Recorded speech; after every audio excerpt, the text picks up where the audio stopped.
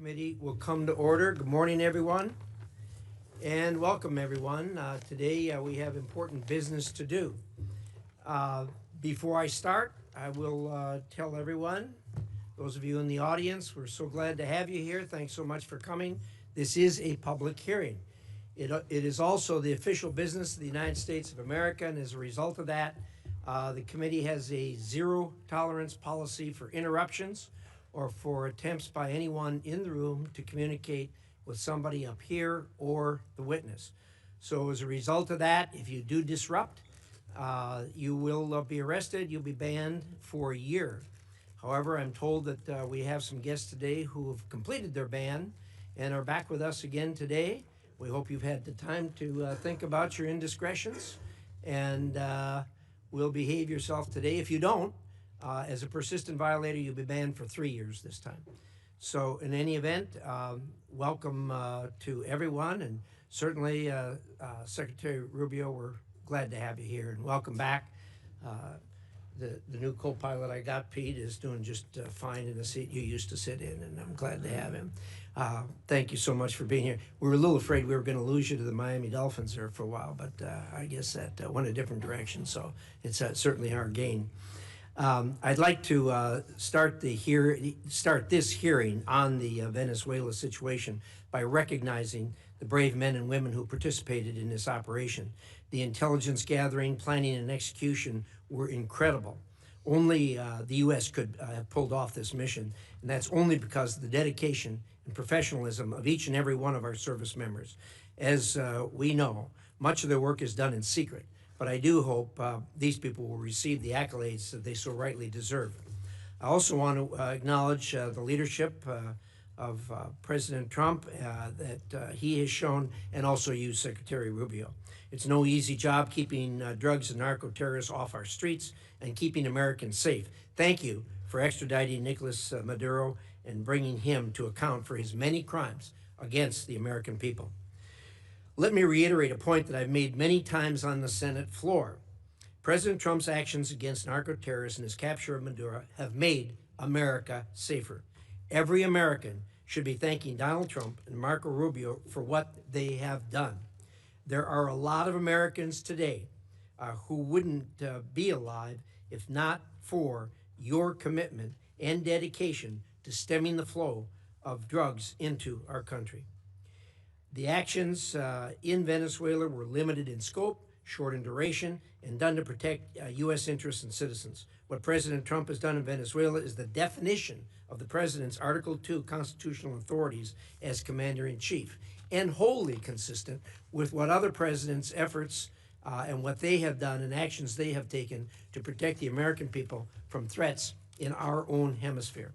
In fact, President George H.W. Bush authorized similar, but much broader and more extensive military operations to arrest and bring Panama's Manuel Noriega to the United States to stand trial for drug-related charges. In that case, President Bush deployed more than 9,000 troops into Panama for more than a month. At the time, all leaders of the Senate, including Democrats, praised that move. Unlike in Panama, President Trump authorized a much more limited military action in Venezuela, with only about 200 troops inside the country for a couple of hours and a firefight that lasted less than 27 minutes, with no loss of life on the United States side, but significant casualties on the other side. This military action was incredibly brief, targeted, and successful. When bad guys are in the business of flying drugs into the United States, drugs that kill our children, hurt our country, violate U.S. laws, and destabilize our hemisphere, then they'll have to be held to answer for those actions, and that's what's being done now. Maduro was not recognized as a legitimate leader of Venezuela by President Trump, or even by President Biden, or by most of the international community. It is a service to the world that this illegitimate leader is no longer in power. Now the United States has a tremendous opportunity before us in Venezuela. Because of the complexity of this operation, there has been some confusion as to how it will be done. I've been impressed by the way you, Secretary Rubio, have explained the plan to me going forward right from the start. It is clear and it's doable. I know you'll lay that out for us here today. Venezuela's natural resources have frequently been used to bolster the economy of our adversaries, especially China. Through President Trump's actions, we have effectively cut off that supply, giving the United States tremendous leverage. After our lengthy engagements in the Middle East in years past, many Americans are rightfully concerned about so-called forever wars. I know this administration is laser focused on avoiding those experiences. With Nicolas Maduro out of power, the United States has the opportunity to better protect America by bringing stability to Venezuela. The country has a history of democracy, capitalism, and a respect for human rights. It is only during the last two dictatorships that it has lost these attributes. The Venezuelan people are not strangers to these concepts and long to have them reinstated. They have you and the President Trump to thank for giving them another chance. It is all our hope that the Venezuelan people will soon be able to hold free and fair elections for their leaders. To get there, Venezuela may require U.S. and international oversight to ensure these elections are indeed free and fair, unlike their most recent elections. Secretary Rubio, thank you for being here today. I look forward to a productive discussion, and with that, I'd like to hear the distinguished ranking member's views on these matters. Senator Shaheen. Thank you, Mr. Chairman. Welcome back, Secretary Rubio. Thank you for being here. I certainly agree with the chairman in terms of his comments relative to Nicolas Maduro. He was bad for Venezuela, he was bad for the region, and he was bad for the United States. I think the question we have to ask now is, was the raid to arrest him worth the cost? And I also share the chairman's admiration for the military operation that took him out. But the U.S. naval blockade around Venezuela and the raid have already cost American taxpayers hundreds of millions of dollars. Outside estimates are as high as $1 billion. And yet, the Maduro regime is essentially still in power. All the same people are running the country. Maduro's vice president, now the interim president, has taken no steps to diminish Iran, China, or Russia's considerable influence in Venezuela. One of the reasons that has been given for the mission. Her cooperation appears tactical and temporary and not a real shift in Venezuela's alignment. In the process, we've traded one dictator for another. So it's no wonder that so many of my constituents are asking, why is the president spending so much time focused on Venezuela instead of the cost of living and their kitchen table economic concerns?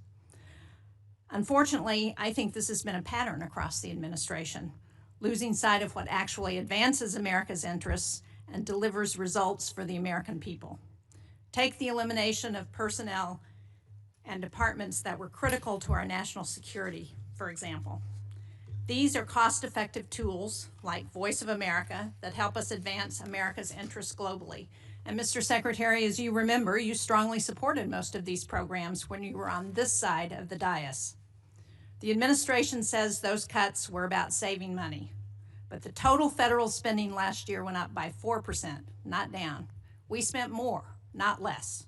As a result, our adversaries like China are expanding their influence. And there is broad bipartisan agreement in Congress that China is the central strategic challenge of our time. The president himself has said that as well. But we're cutting foreign aid and diplomacy tools. We're leaving embassies without leadership. We're shutting down counter-disinformation programs. We are driving talent away from the United States while Beijing is actively recruiting it. And I would just like to point out, this is a picture of the globe.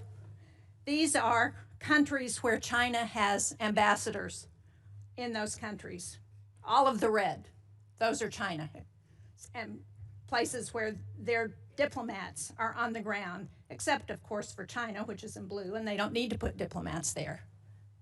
This map, this is where we have diplomats.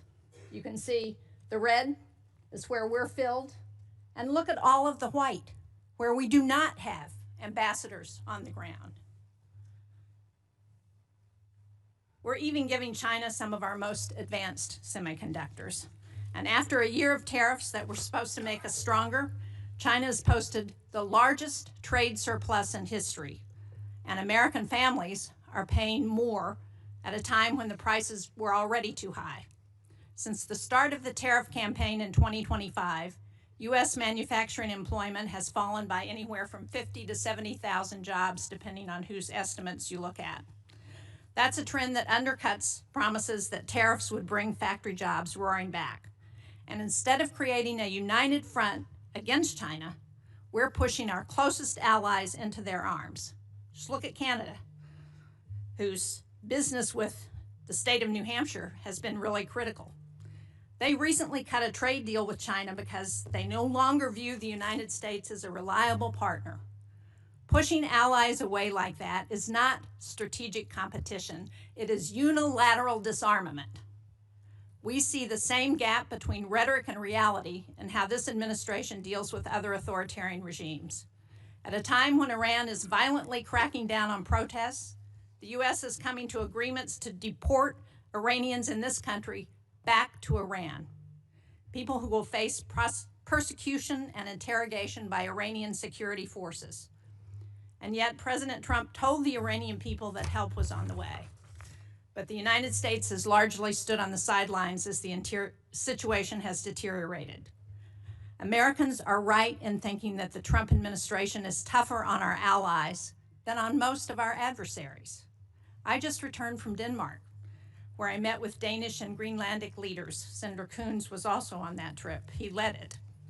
What I heard directly is that President Trump's threats to take Greenland have shaken public confidence in the United States to the core. And this from an ally who first recognized the new United States of America in 1792, has fought on our side in both world wars and in Afghanistan. And I heard from one Danish-American woman whose son holds both citizenships and is approaching conscription age, that she's worried that her son might one day be forced to choose between the two countries that he loves. That kind of fear would have been unthinkable 2 years ago, or 10 years ago, or 50 years ago. There is no strategic objective in Greenland that cannot be achieved through cooperation. The only thing these threats have accomplished is weakening trust in the United States. That trust is the foundation of our alliances. And at a moment when Russia is waging the largest land war in Europe since World War II, we should be strengthening allied unities. Instead, we're undermining it. European allies are worried about open conflict with the United States. Canadian trading partners are turning toward China instead of the U.S. And the constant threat of new tariffs raising prices and making it impossible for businesses to invest is ever present. So, from Venezuela to Europe, the United States is spending more, risking more, and achieving less. That does not project strength. It hands our adversaries exactly what they want. Thank you, Mr. Chairman. Thank you, Senator Shaheen. We're now going to hear from Secretary Rubio. After that, we'll do a round of 5-minute questions. And so with that, Secretary Rubio, welcome back to the committee. Love to hear what you have to say. Thank you. I appreciate it. And I'll be brief in my opening statement so we can leave more time for questions. I've submitted a written statement, but I'm not going to use it. I'm just going to talk to you guys for a few minutes. And all right, here we go. Suspend. You know the drill. Off to jail. That's a war crime. That's a 1-year ban from the committee. Anyone who is a persistent violator will be banned for 3 years. So don't know whether the guy falls in that category. Looks like it. I hope after 3 years he'll find a more productive means of employment. Secretary Rubio, we have 2 hearings a week. You know, you seem to have a more robust following than most of our witnesses that come before us. But anyway. There'll be a couple more, so thank you for stopping the clock, but I appreciate it. So, and I know there's a lot of other topics you're going to ask me about, so we can talk about those, including the ones that Senator Shaheen just outlined. But let me just talk about Venezuela in particular. Please. I think we can talk, if you want. I'm sure your questions will be about what happened before and led up to in the operation. I want to focus my comments this morning on what happens now, moving forward, because you're going to ask about the going back. And let me just say this. What is our goal going in? We had in our hemisphere a regime operated by an indicted narco-trafficker that became a base of operation for virtually every competitor, adversary, and enemy in the world. It was, for Iran, their primary spot of operation in the Western Hemisphere was Venezuela. For Russia, Their primary base of operation in the Western Hemisphere, along Cuba and Nicaragua, was Venezuela. In the case of China, China was receiving oil at a huge, about $20 a barrel discount. And they weren't even paying money for it. It was being used to pay down debt that they were owed. This is the oil of the people of Venezuela, and it was being given to the Chinese as barter at a 20%, at a $20 discount per barrel in some cases. And so you had basically three of our primary opponents in the world operating from our hemisphere from that spot. It was also a place where you had a narco-trafficking regime that openly cooperated with the FARC and the ELN and other drug trafficking organizations using their national territory. It was an enormous strategic risk for the United States, not halfway around the world, not in another continent, but in the hemisphere in which we all live. And it was having dramatic impacts on us, but also on Colombia and on the Caribbean basin and all sorts of other places. It was an untenable situation, and it had to be addressed. And it was addressed. And now the question becomes what happens moving forward. As I've described to you in previous settings and in individual conversations, we had three objectives here. The final, I'll work it backwards, because the end state here is we want to reach a phase of transition where we are left with a friendly, stable, prosperous Venezuela, and democratic, in which all elements of society are represented in free and fair elections. By the way, you can have elections. You can have elections all day. But if the opposition has no access to the media, if opposition candidates are routinely dismissed and unable to be on the ballot because the government, those aren't free and fair elections. That's the end state that we want: free, fair, prosperous, and friendly Venezuela. We're not going to get there in 3 weeks. It's going to take some time. And so objective number one was stability. In the aftermath of the removal of Maduro, the concern was what happens in Venezuela. Is there civil war? Do the different factions start going at each other? Are 1 million people crossing the border into Colombia? All of that has been avoided. And one of the primary ways that it has been avoided is the ability to establish direct, honest, respectful, but very direct and honest conversations with the people who today control the elements of that nation, meaning the law enforcement, the government apparatus, etc. And one of the tools that's available to us is the fact that we have sanctions on oil. There is oil that is sanctioned that cannot move from Venezuela because of our quarantine. And so what we did is we entered into an arrangement with them. And the arrangement is this: on the oil that is sanctioned and quarantined, we will allow you to move it to market. We will allow you to move it to market at market prices, not at the discount China was getting. In return, the funds from that will be deposited into an account that we will have oversight over. And you will spend that money for the benefit of the Venezuelan people. Why was that important? Venezuela was running out of storage capacity. Okay, they were producing oil, they were drilling oil, they had nowhere to put it. They had nowhere to move it, and they were facing a fiscal crunch. They needed money in the immediacy to fund the police officer, the sanitation workers, the daily operations of government.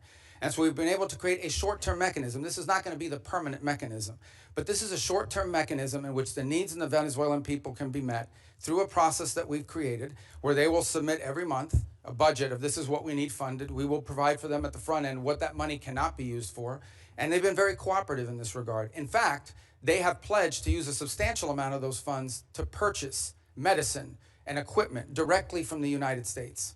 As in fact, one of the things they need is dilutin, or dilutin, depending how you want to pronounce it. And that basically is the light crude that you need to mix with their heavy crude in order for the oil to be able to be mixed and moved.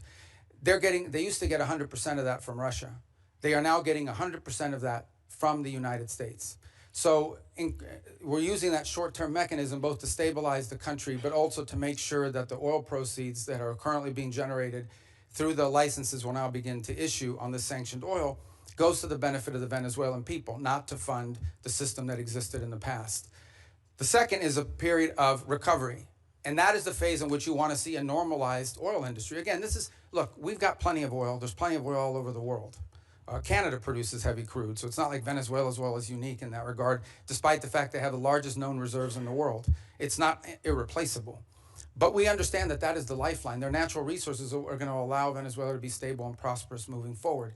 And so we have created what we hope to do is transition to a mechanism that allows that to be sold in a normal way, a normal oil industry, not one dominated by cronies, not one dominated by graft and corruption.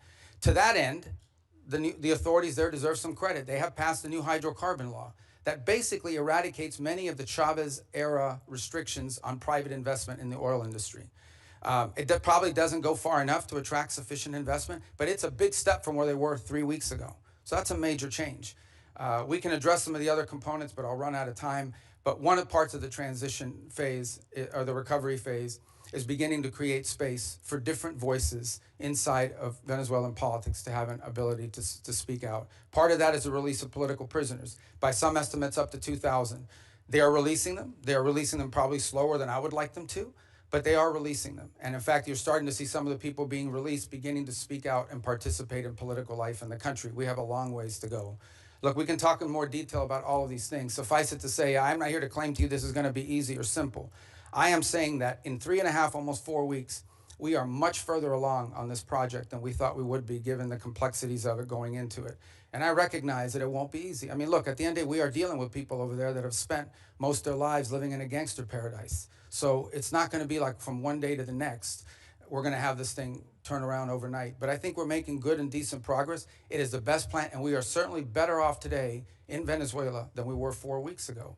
And I think and hope and expect that we'll be better off in 3 months, in 6 months, in 9 months than we would have been had Maduro still been there. So thank you. Well, thank you, Secretary Rubio. We'll now do a round of questions, 5 minutes each. I'd like to start, and I'd ask you to go. I understand we're not in a classified setting, but I think a lot of people had no understanding of the groundwork that was done before the actual action took place. I was incredibly impressed with what you told me about how you, the president, negotiated with parties there on the ground, particularly the parties who were going to be in charge after Maduro was removed. And I wonder if you could talk about that for a minute, understanding that we aren't in a classified setting. And I'd like to, if you could, say a few things about Well, one of the things I've come to maybe more fully appreciate than I didn't when I was here in the Senate was the number of contingencies that the Department of War plans for all over the world. The overwhelming vast majority of them will never come to fruition, but there's all kinds of contingencies that are planned for. And one contingency that had to be planned for is the fact that sitting in Venezuela with a $50 million reward on his head was an indicted narco trafficker. In fact, I believe it's the largest reward we've ever issued for anybody. I remind everybody the Biden administration had a $25 million reward on an indicted narco trafficker, the same person. And so, multiple administrations from both parties have wanted this man arrested. And one of the options the president had before him was the opportunity, if things didn't work out, to go in and remove this individual because he was wanted in a law enforcement operation. Now, obviously, a law enforcement operation against the de facto head of a regime is not as simple as going after some fugitive hiding in a closet somewhere. It required planning, and it required eliminating anything that was a threat to the forces that were going in to extract him. I want to be clear, and I'll share with you what I've shared publicly. We made multiple attempts to get Maduro to leave voluntarily and to avoid all of this because we understood that he was an impediment to progress. You couldn't make a deal with this guy. Okay? This guy has made multiple deals. He's broken every one of them. As a point of example, he made a deal with the Biden administration, and here was the deal that he made. It was a bad deal. We knew he wouldn't keep it. He made the following deal. Pardon my nephews, his nephews, who were convicted narco traffickers, convicted already and serving time in jail, pardon them, pardon and release Alex Saab, who was his money man, his bag man, primarily in charge of the portfolio with Iran. Release these people. He, in turn, agreed to release some political prisoners, which he did. Many of them were subsequently exiled or rearrested, and that he would hold free and fair elections, which he did not. In fact, he basically disqualified Maria Corina Machado and any other candidate. And Edmundo Gonzalez ends up being the nominee for the opposition party simply because they forgot to ban him. And they forgot to put him on the ban list. And then despite that, he loses an election that everyone around the world recognizes an illegitimate election. So he's made previous deals. In fact, he's broken so many deals, not even the Vatican has been willing to interact with Maduro in the past because he's broken so many of these deals. He's just simply not a guy you can make a deal with. He had no intent of keeping it. What he wanted to do was tap us along and buy 3 years of time until he could deal with a new administration that he thought may be more favorable, et cetera. He was an impediment to progress. None of the things we're talking about now, not the release of political prisoners, not the transition of the oil industry to a legitimate oil industry, not the erosion of Iranian, Russian, or Chinese influence. None of these things would have been possible as long as Maduro was there. And so this was one option that was available to the president after exhausting every other option to remove this individual from the scene. Again, I'm not here to tell you these are all going to be roses along the way and it's all going to go perfectly. But for the first time in 20 years, we are having serious counter-narcotic talks with Venezuelan authorities about going after narcotics, about going after narcotics organizations. For the first time in 20 years, we are having serious conversations about eroding and eliminating the Iranian presence, the Chinese influence, the Russian presence as well. In fact, I would tell you that there are many elements there in Venezuela that welcome a return to establishing relations to the United States on multiple fronts. We are at the end talking about a Western country that has a long history of cooperation and work with the United States. At one time, Venezuela, pre-Chavez, was a very strong U.S. ally. And we hope to get back to that point. We're not there. This thing still is in its infancy. But I certainly think a lot of progress has been made in that regard.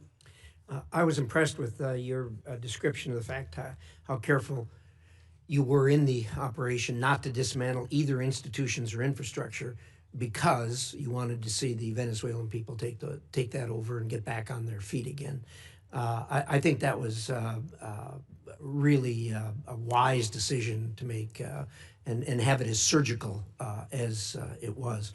The last thing I'd ask about, if you could touch on for just a minute, is I know you spent a considerable period of time negotiating with the people that were going to do day-to-day operations, the Venezuelans who were going to fill the vacuum.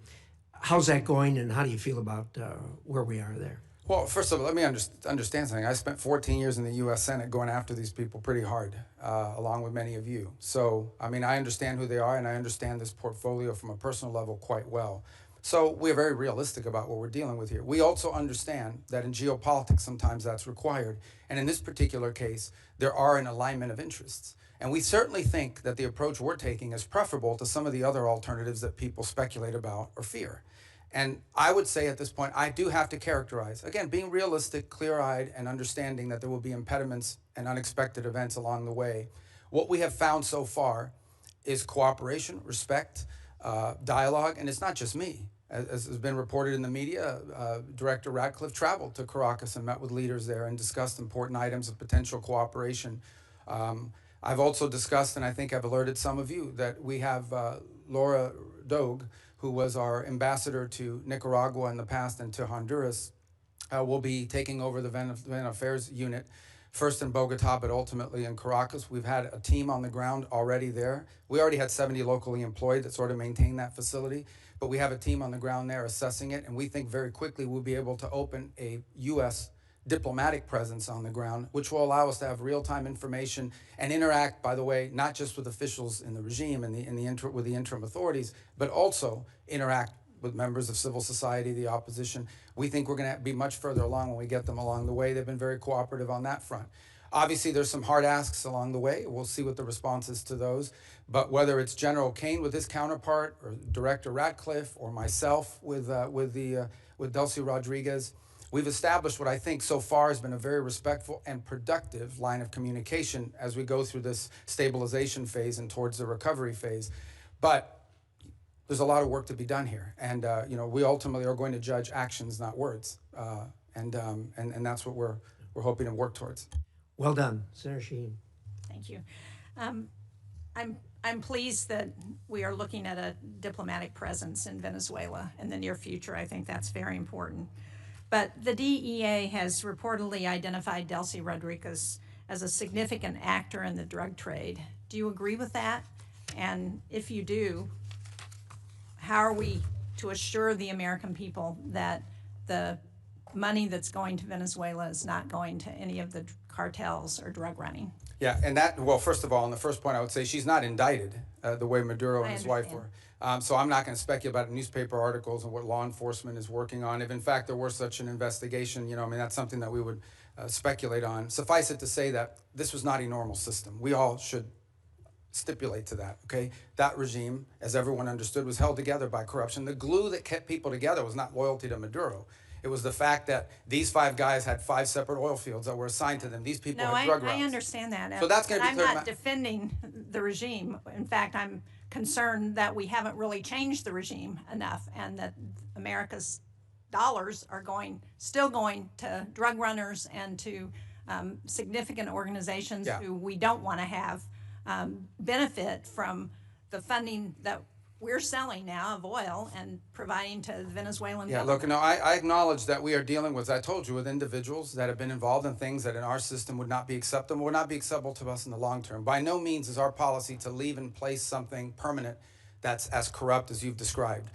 We are in the transition and stabilization phase. We are just acknowledging reality, and that is you have to work with the people that are in charge of the elements of government. Okay, but now, what are the reassure systems? people that Yeah, so the money way is that- not going, Yeah, continuing to go to the drug cartels? Right. So that's the process that I outlined to you. So on the sanctioned oil, the oil that requires U.S. permission to move, that oil, the proceeds of that oil, which by the way is being sold at market price, not at the discount Venezuela was being Right. forced to sell, is being deposited into an account that ultimately will become a U.S. Treasury blocked account here in the United States.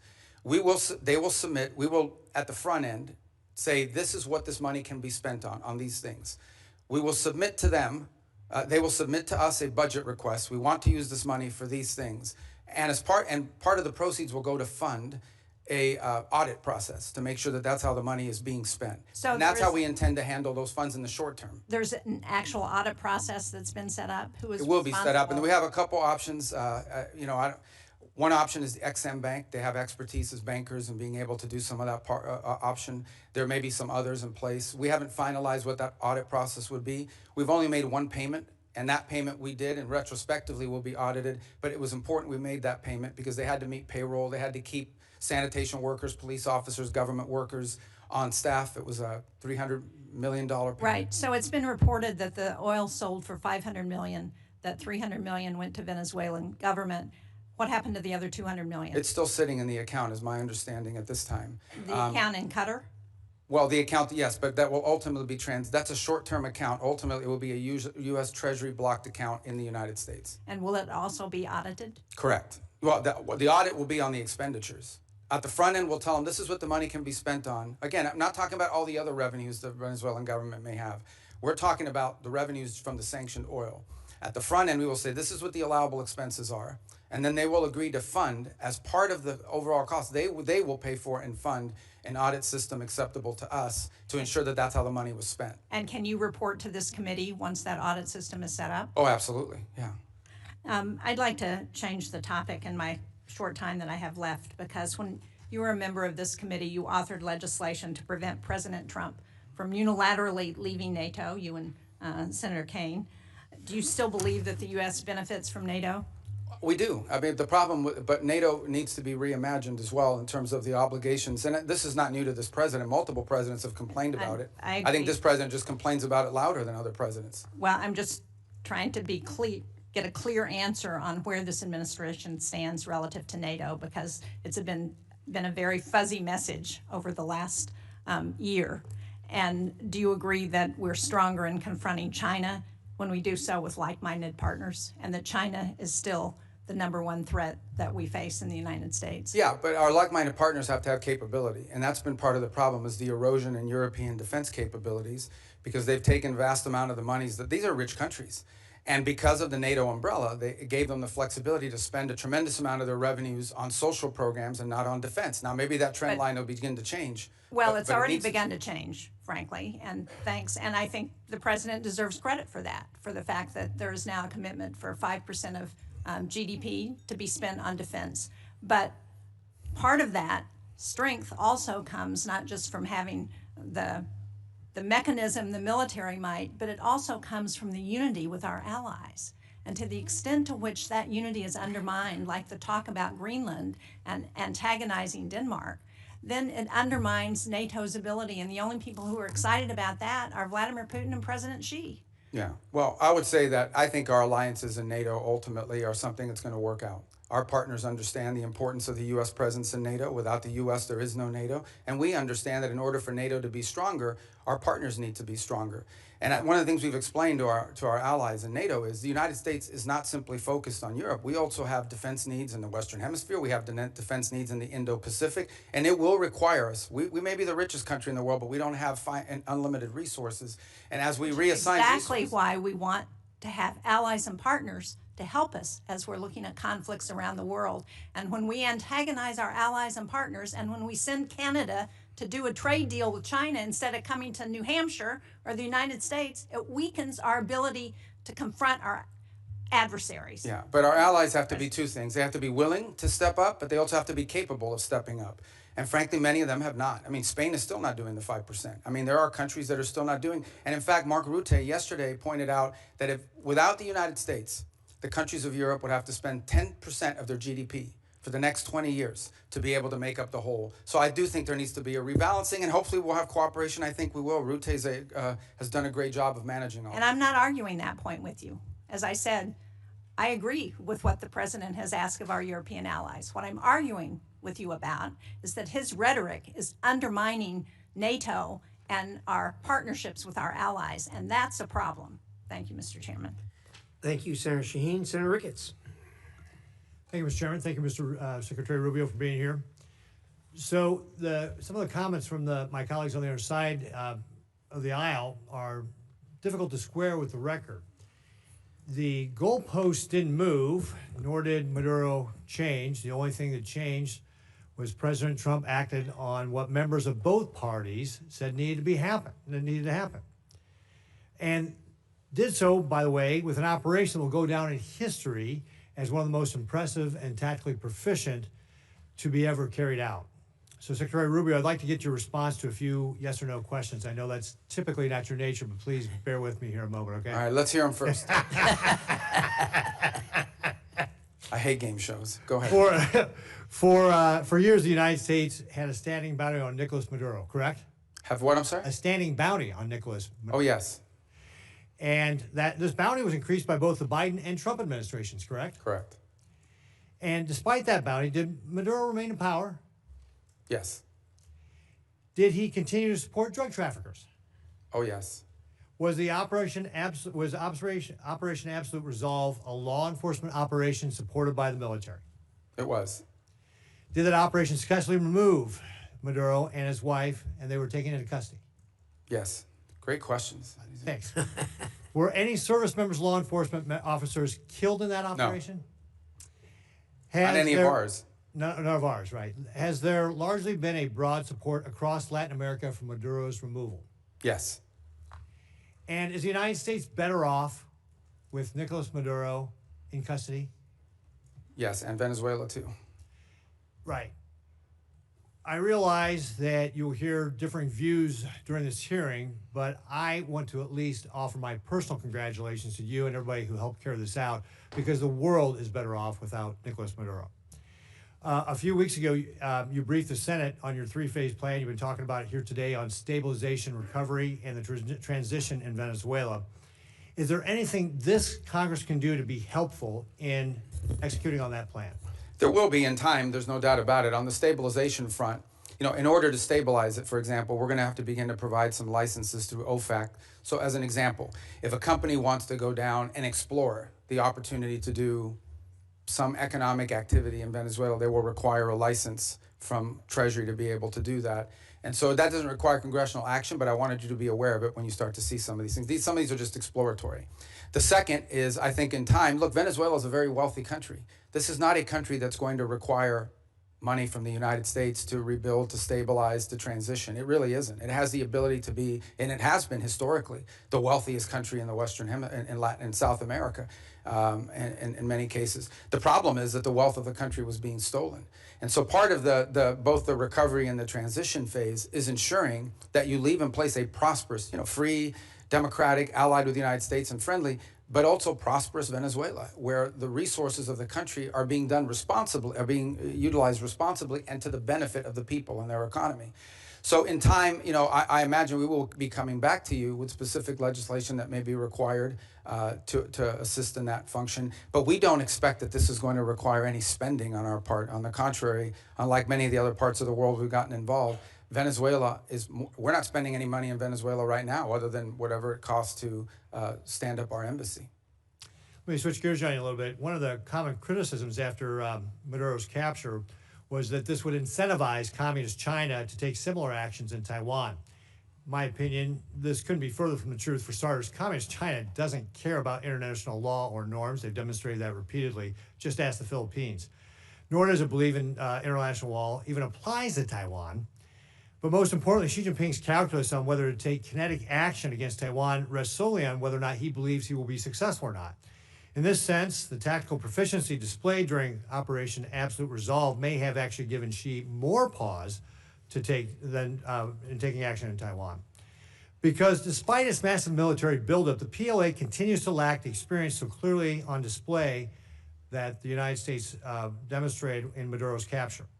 And the PLA leaders that do have combat experience, like General Zhang, just got purged, or at least one of them did.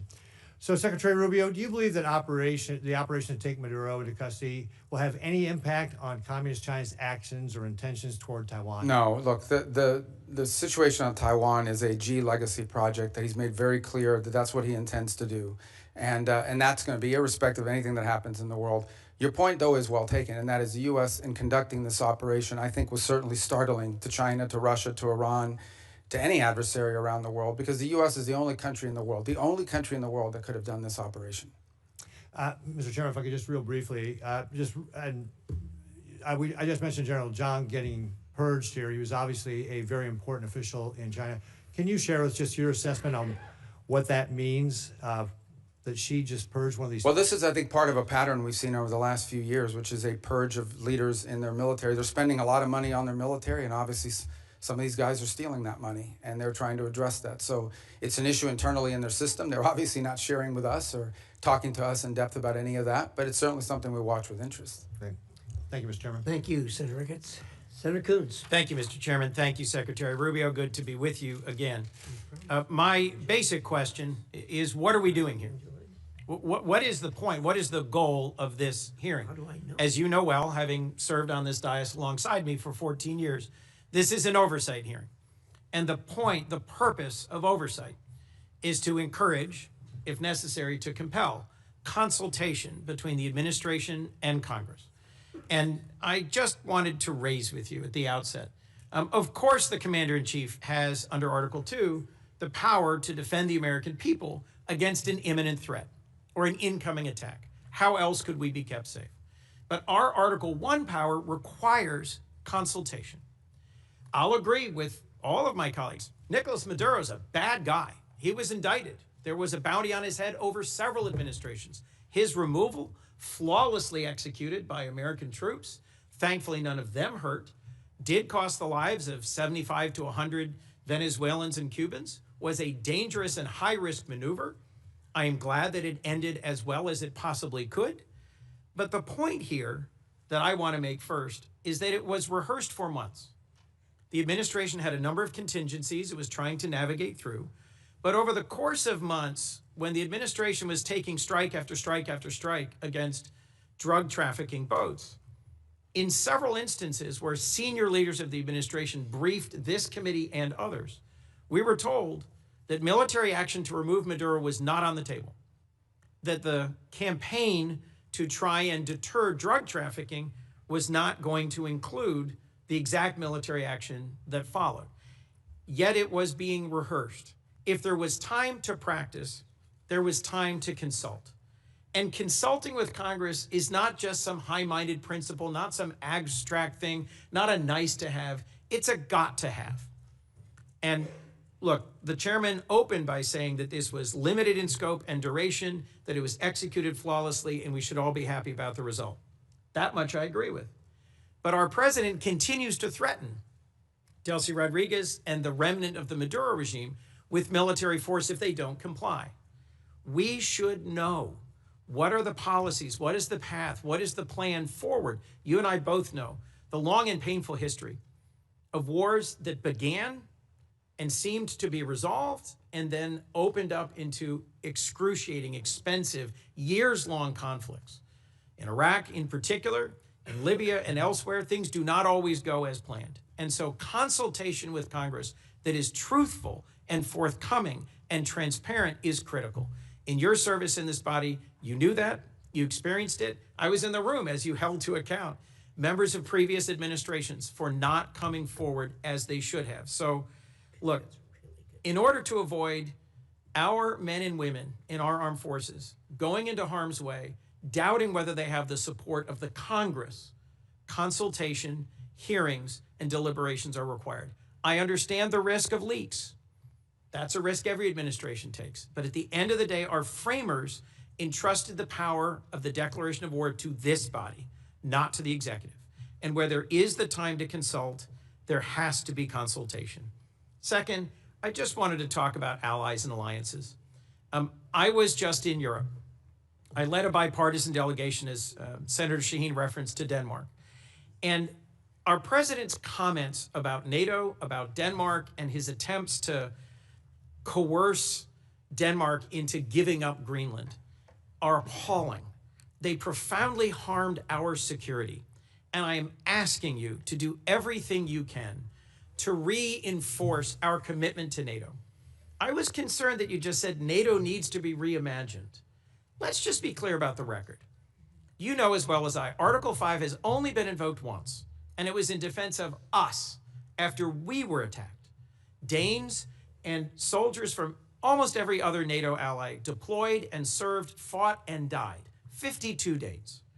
And for me, the most emotional moment of my visit to Denmark was laying a wreath at the memorial to the Danes who served, fought, and died alongside Americans. So when our president says we never asked for anything from NATO, and they never gave us anything, and you suggest that they aren't carrying their weight, whether it's in bases, or in access, or in troops, or in service, it is allies that will keep us safe in the Indo-Pacific. Our treaty allies, Korea and Japan and Australia and the Philippines, are going to be critical to Indo-Pacific security against our principal threat, China. And in Europe, I'm worried that the very foundations of trust are being shaken. Our democracy depends on consultation with Congress that is truthful and timely, and the confidence of our allies depends on them knowing where we're going next. Today, an armada is steaming towards Iran. Our president is on social media threatening Iran, and I hope I can count on you, Mr. Secretary, to consult with us and inform us before our next actions, whether against Nigeria, Colombia, Cuba, Iran, or anywhere else. And I hope and believe that I can count on you to reinforce the sanctity of NATO, not to reimagine it, but to reinforce it. Thank you. Well, let me unpack the 3 points you touched upon: consultation, NATO, Greenland, alliances in Greenland. Let me tell you on the consultation. Look, this has been a point of tension, not just in this administration and Congress, but in multiple administrations. As you rightly pointed out, I was a big fan of consultation when I was sitting over there. Now, you know, it's a different job, different time. But it's not. That's not necessarily the point. This is a very unique situation that we faced here. The fact of the matter is that our mission, and the one you were briefed on and talked about, that mission remains ongoing, and that is the counter-narcotic mission that we continue to carry out. As controversial as it may be, you may not all be fans of it, obviously, but it is happening in the Eastern Pacific, and it is also happening in the Caribbean Basin. The problem is, or the good news is, there aren't a lot of drug boats moving in the Caribbean Basin anymore, and that's what we had briefed Congress upon. This specific mission that you've talked about, one of the reasons why you rehearse it is to see if it's even feasible, to basically go to the president and say, is this something that's even an option on the table? The truth of the matter is that this mission could not have been briefed to Congress because it wasn't even in the realm of possible until very late in December, when all of our efforts to negotiate with Maduro had failed, and the president was finally presented these options and made these decisions. It was also a trigger-based operation. It may never have happened. It required a number of factors to all align at the right place at the right time in a very limited window, and it wasn't even clear if it was ever going to be possible. There's also the aspect which I do not control, and that is deference to the Department of War on operational security. Despite the fact that we had kept this quite constrained, the truth of the matter is that this was leaked. We now know it was leaked by a contractor at the Department of War that, had it been published, would have endangered the lives of people and/or would have probably canceled the ability to carry out the mission. So this is a real tension, and one that I'm doing the best I can to try to manage within the constraints of two things: operational security and also decisions being made. There are multiple contingencies for events all over the world, including some that none of us think were ever going to come to fruition. And in this particular case, one of the reasons why you rehearse these things in advance is to know whether it's even possible. Is this even doable? And what are the risks associated with doing? So you can present options to the president, who ultimately makes these decisions. In the case of reimagining NATO, it most certainly has to be reimagined. And the reason why it has to be reimagined is not because its purpose is reimagined. Its capabilities have to be reimagined. Let me give you as a point of example. There's a lot of talk about security guarantees. And it's something that there's general agreement about now with the case of Ukraine. But those security guarantees basically involve the deployment of a handful of European troops, primarily French in the UK, and then a US backstop. But in fact, the security guarantee is the U.S. backstop. It is not and I'm not diminishing the fact that some countries in Europe are willing to place troops in a post-war Ukraine. What I'm pointing out is that is irrelevant without the U.S. backstop. And the reason why you need such a strong U.S. backstop is because our allies and our partners have not invested enough in their own defense capabilities over the last 20 or 30 years. Now, hopefully that's going to change. Hopefully that is changing. And in some cases and in some particular countries, it's already changed. But this is a fact that we cannot ignore. NATO is going to be stronger if our allies are more capable, especially, and here's the reality, whether we want to accept it or not, we have interests all over the world. We have interests in the Middle East, we have interests in the Western Hemisphere, and we most certainly have interests in the Indo-Pacific. A number of you have already pointed out that China is the chief challenge. We can't have the same soldiers or the same ships in both Europe and in the Indo-Pacific. We have to pick. No matter how many ships we build, no matter how many capabilities we grow, we're going to have to make these adjustments. And the stronger our partners are in NATO, the more flexibility the United States will have to secure our interests in different parts of the world. That's not an abandonment of NATO. That is a reality of the 21st century and the world that's changing now. In the case of Greenland, I'll say we're in a good place right now. We had excellent meetings with the Secretary General of NATO. In fact, even as I speak to you now, there'll be some technical level meetings between us and our partners in Greenland and Denmark on this issue. And I think we have in place a process that's going to bring us to a good outcome for everybody. The president's interest on Greenland has been clear. It's a national security interest. It's a long-standing interest that predate this administration. It's one that our allies acknowledge is real. I think we're going to get something positive done. We're going to begin that process in a very professional, straightforward way. It begins today, and it'll be a regular process. We're going to try to do it in a way that isn't like a media circus every time these conversations happen, because we think that creates more flexibility on both sides to arrive at a positive outcome. And I think we're going to get there. And I thought it was noteworthy and important that despite your concerns, the president at his speech in Davos made very clear that the United States was not going to use force or military force in Greenland. So I think we're going to wind up in a good place. We got a little bit of work to do, but I think we're going to wind up in a good place. And I think you'll hear the same from our colleagues in Europe very shortly. Mr. Secretary, the Gang of Eight has never leaked. Senator, It is critical that you consult with Congress. For us to be safe, our allies have to trust us. And for this committee to do our work, we have to trust you. Let's work together to restore that. Thank you, Senator Coons. Senator McCormick. Mr. Secretary, thank you for being here. Defending American interests in the face of Russian, Iranian, and Chinese encroachment in the Western Hemisphere is a key to the Trump corollary of the Monroe Doctrine. But Venezuela's new interim leader, in her public commentary at least, defends their ties to Russia, Iran, and the PRC, and had said this week had enough of U.S. interference. So beyond the oil leverage, which you talked about in your testimony, what steps is the administration taking to demand from the interim government to put incentives in place to ensure that they prevent malign actors, foreign terror organizations, and so forth from continuing to have influence and safe haven in Venezuela? Yeah, it's two. I mean, yes, there's leverage, and I wouldn't just say oil. I think anything that's sanctioned in Venezuela, will, in order for them to normalize it, will require cooperation with the United States. But it's not just leverage; it's also their national interest. It's an alignment of their interest. The truth of the matter is that the United States will be a far better partner for a future Venezuelan government that's free and democratic, and even for the current authorities, than some of the partners they've signed up with now. Frankly, we think it's not in Venezuela's interest to have an Iranian presence or the sale of Iranian weaponry or anything like that into their country. So I think there's alignment there.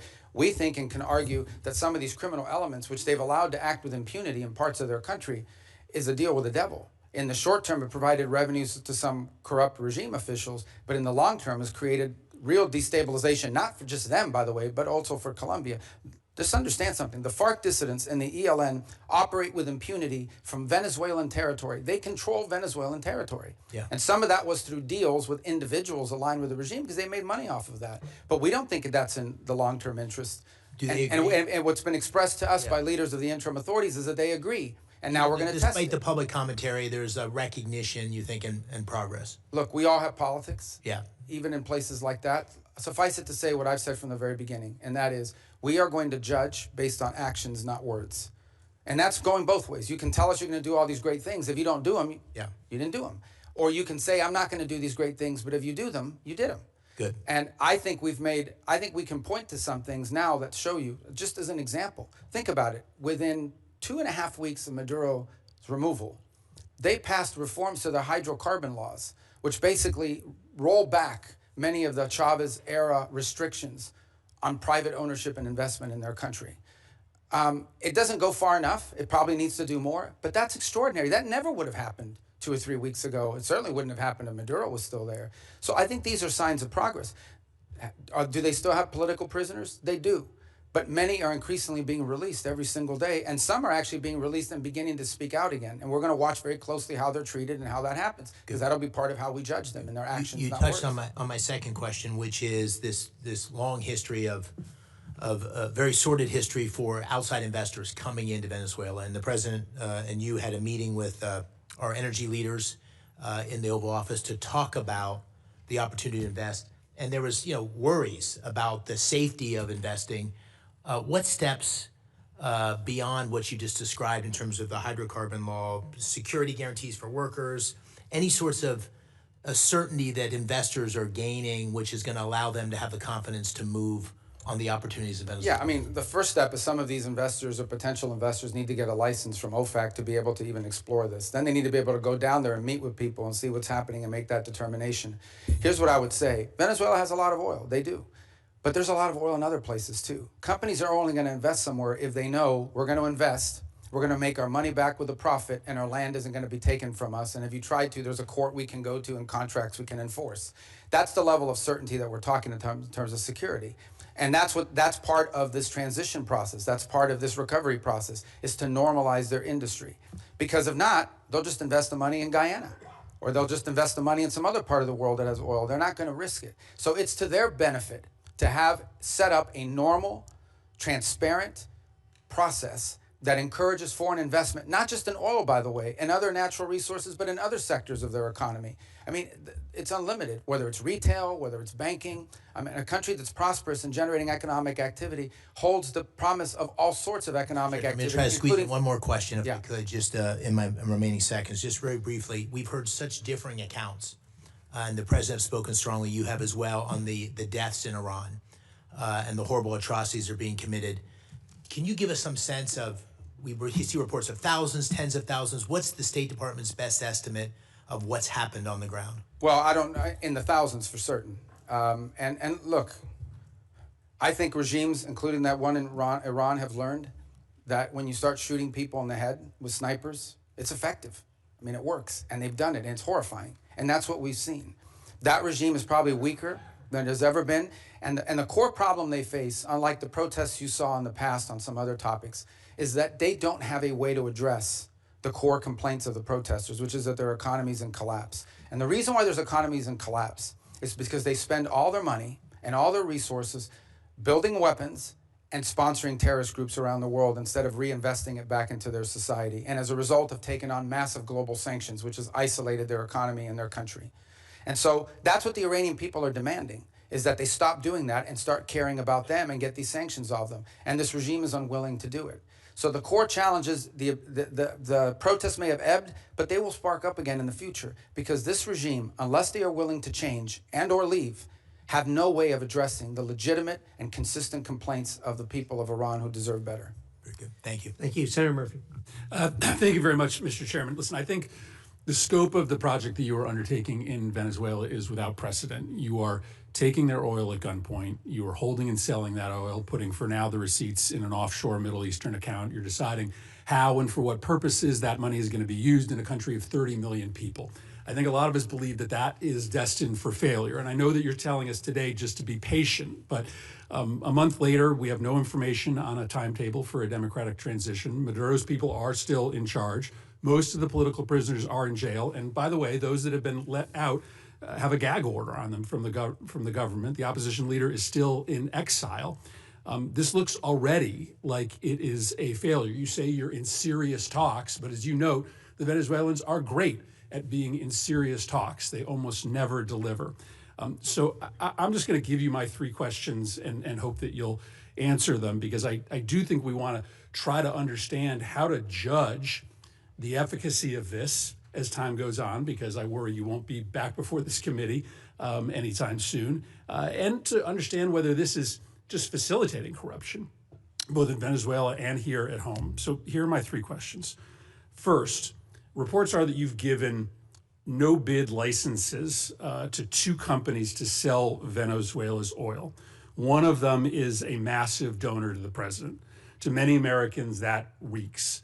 And so my question is, can you commit that partners for future sales are going to be chosen through a fair, open selection process?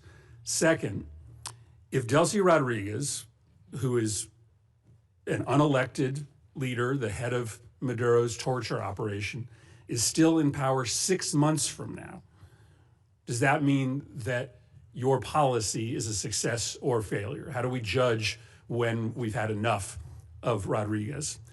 And third, in your testimony, you reserved the right to use force again in the future if the Venezuelan government isn't complying with your requests. So if, for instance, they refuse to give you access to the oil in the future, if they said, we're just going to keep it for ourselves, would this cause you to consider military action? And do you concede that if you're using military action simply to try to compel cooperation from the government, you absolutely need congressional authorization for that? So if you can answer those three questions. So the first question was about the trading companies. The second is about Delcy still in power 6 months from now. 6 months from now. And the third is on the use of force. Yes. Okay. On the first one, the two traders. So here's the problem we faced. The problem we faced in the short term is they had no place to put oil. They were running out of storage capacity for their oil. We had to move that oil to market very quickly. The only way to move it to market very quickly is to plug into these two primary trade companies that could sell it in the open market. That is not the permanent outcome here. That is a short-term fix to a short-term problem, which is they were literally storing oil. They brought in tankers and had tankers sitting offshore just to hold their oil. At some point, their capacity to produce was going to be shut down and their ability to generate revenue. So we had to move that oil very quickly. The long-term plan is not those two trading companies. The long-term plan is for them to have a normal energy program that sells directly into the market, directly to refineries and to companies that are exploiting and exploring it. For example, Chevron has operations there that never stopped. They seek to expand those operations. They don't need those trading companies. So those trading companies were a short-term fix for a very acute problem because we wanted to prevent societal collapse because they had no money for revenue. On the second point about her being still in power, look, let me say this, a couple things. This is not unprecedented. I can point to a number of places, Spain, Paraguay, two examples of places in which there was a transition, from an autocratic regime to a democratic regime, and it took time. I can't give you a timeline of how long it takes. It can't take forever. It's not even been 4 weeks since Maduro was reduced. A year, two Well, I think years? we need to be, let me put it to you this way, we need to be much further along 6 months from now, even 3 months from now. That may not be satisfactory to you, but I'm saying we have to be much further along 3, 4, 5 months. 3 or 4, 5 months from now cannot look like what today looks like. And I think there's acknowledgement on both sides of that. I can probably give you a better answer, and this is not deflecting, when we finally have people on the ground like the ambassador and the team around her on a daily basis that are interacting. Because one thing is for me to pick up the phone and talk to Delcy Rodriguez 3 times a week. Another thing is to have someone on the ground on a daily basis that's following these events, is talking to civil society, but also engaging with interim authorities. But the fact of the matter is that, yes, we want to see quick progress. As you said, it's unprecedented, okay? All I'm saying to you is, before this was stagnant. Before this, we had spent 14 years, you were involved in some of those efforts, 14 years trying to change the dynamic in Venezuela. 13, 12, 11, 10, it was a big part of my career in the Senate was spent on this. This is the first time in over a decade that we see even the glimmer of an opportunity to change conditions. A lot of that will depend on us, but a lot of that will depend on them. And it also will depend on the rest of Venezuelan society. How quickly can we get all these Venezuelans that want to go back to Venezuela and participate in civic and economic life back to Venezuela? That's going to be critical here. We recognize that. So yes, we have to be much further along in 6 months. We expect to be further along. And if we're not, I'll tell you, we'll tell you. On the third point of use of force, look, the president never rules out his options as commander-in-chief to protect the national interest of the United States. I can tell you right now with full certainty, we are not postured to, nor do we intend or expect to have to take any military action in Venezuela at any time. The only military presence you will see in Venezuela is our Marine Guards at an embassy. Okay, that is our goal, that is our expectation, and that is what everything that outlines towards. But that said, if an Iranian drone factory pops up and threatens our forces in the region, the president retains the option to eliminate that threat. I'm asking a more specific question because in your testimony, you suggest that you would use force to compel cooperation, for instance, with oil sales. Do you agree that you have to come to Congress to get authorization if you were simply using force to try to compel cooperation? Well, there's two things. There's the there's it seems like under the easy War answer. Powers Act. No, under the War Powers Act, if we're going to be involved in something that's going to put us involved in a sustained way, we have to notify you within 48 hours after the fact, and then if it's going to last longer than 60 days, we have to come to Congress with it. We don't anticipate either of these things having to happen. Everything is moving in a very different trajectory right now. On the other hand, if we tell them we don't want to see drones from Iran, as an example, pointed at the United States or threatening our forces or our presence in the region or our allies' presence in the region, and they refuse to comply with that, the president does reserve the option in self-defense to eliminate that threat. We don't see that, we don't anticipate it, but it could happen. But we hope not. We don't want it to happen. On the contrary, if we had to take military action, it would set us back on all these other things that we're talking about. I can tell you, military action is not good for, recovery and transition. That's not what we hope to see. It's certainly not our goal here. A lot of that will depend on them. But I think it would require the emergence of an imminent threat of the kind that we do not anticipate at this time. But that's not. They get a vote on that too. Senator Brasso. Thanks very much, Mr. Chairman. Mr. Secretary, great to see you. Congratulations. What you and President Trump have demonstrated in the past year is clearly peace through strength, and I appreciate the leadership from both of you. We've talked a lot about Venezuelan oil. You know, I focus a lot on energy going to China, and 3/4 of all the oil that went from Venezuela out of the country there last year, 75% of it went to China. They got it at deep discounts. They lots of money back to Venezuela through oil for loan deals. Since the start of this blockade, basically Venezuela crude shipments to China have fallen dramatically. Can you assess or talk a little bit about the impact this has on China's broader energy strategy? Just to be clear, it's a quarantine, not a blockade. A blockade is an act of war. It's a quarantine, and it's been very effective in the sense that it's given us this leverage. In fact, can I just add something, and this might be to Senator Murphy's question as well. The Venezuelan authorities are now identifying ships that they want us to grab. In fact, about a week and a half ago, we grabbed one of these ships. That was, because here's what happened in the aftermath of the Maduro. About 5 ships took off without authorization from the Venezuelans because they were controlled by some network in the country. With the cooperation of the interim authorities, we seized one of those ships. We brought it back into Venezuelan waters, handed the ship off to the Venezuelans, who in turn fed it into this mechanism, this short-term mechanism that I described to you was created. So we're seeing cooperation on that front. Now, I think your question more specifically was about China. Yeah, so look, China can buy Venezuelan oil, but they're going to have to buy it like everybody else in the world is going to have to buy it. Yeah, at the normal price. And that money is going to flow back to the benefit of the Venezuelan people in a structured way. And I know that in the short term, that will involve this mechanism we've described. In the long term, our intention is that it would be governed by a democratically elected government. You know, I mean, that like a normal country would handle it.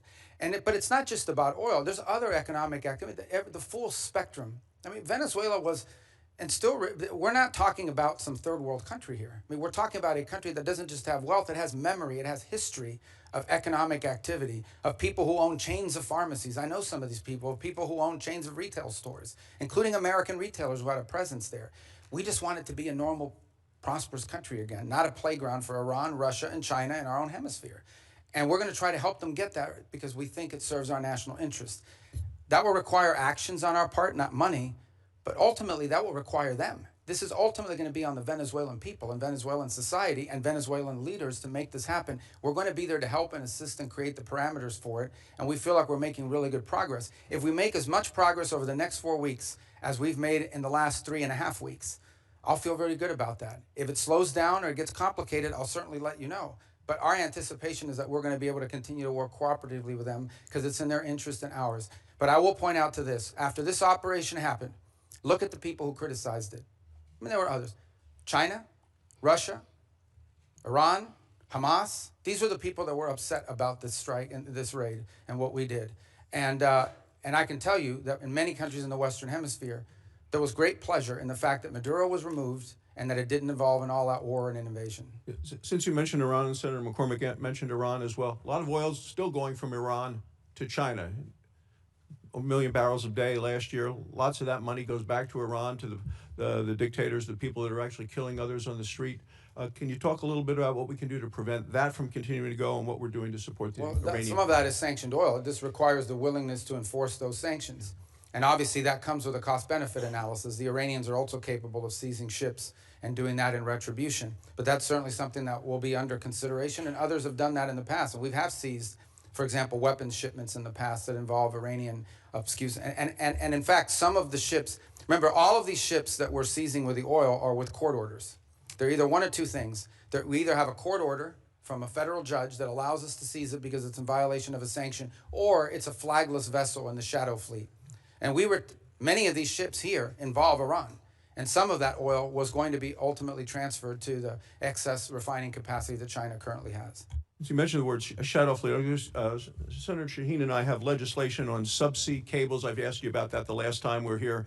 The sabotage being done, directly being targeted. I know that Sweden and Finland have both detained Russian ships along those lines. We're going to have a markup on that bill tomorrow. Is that something you continue to support our efforts to go after? It is, and it's featured prominently in the agenda, both at the G7 this year, as it did somewhat last year, but again this year in the G7 will be one of the top items we'll be discussing.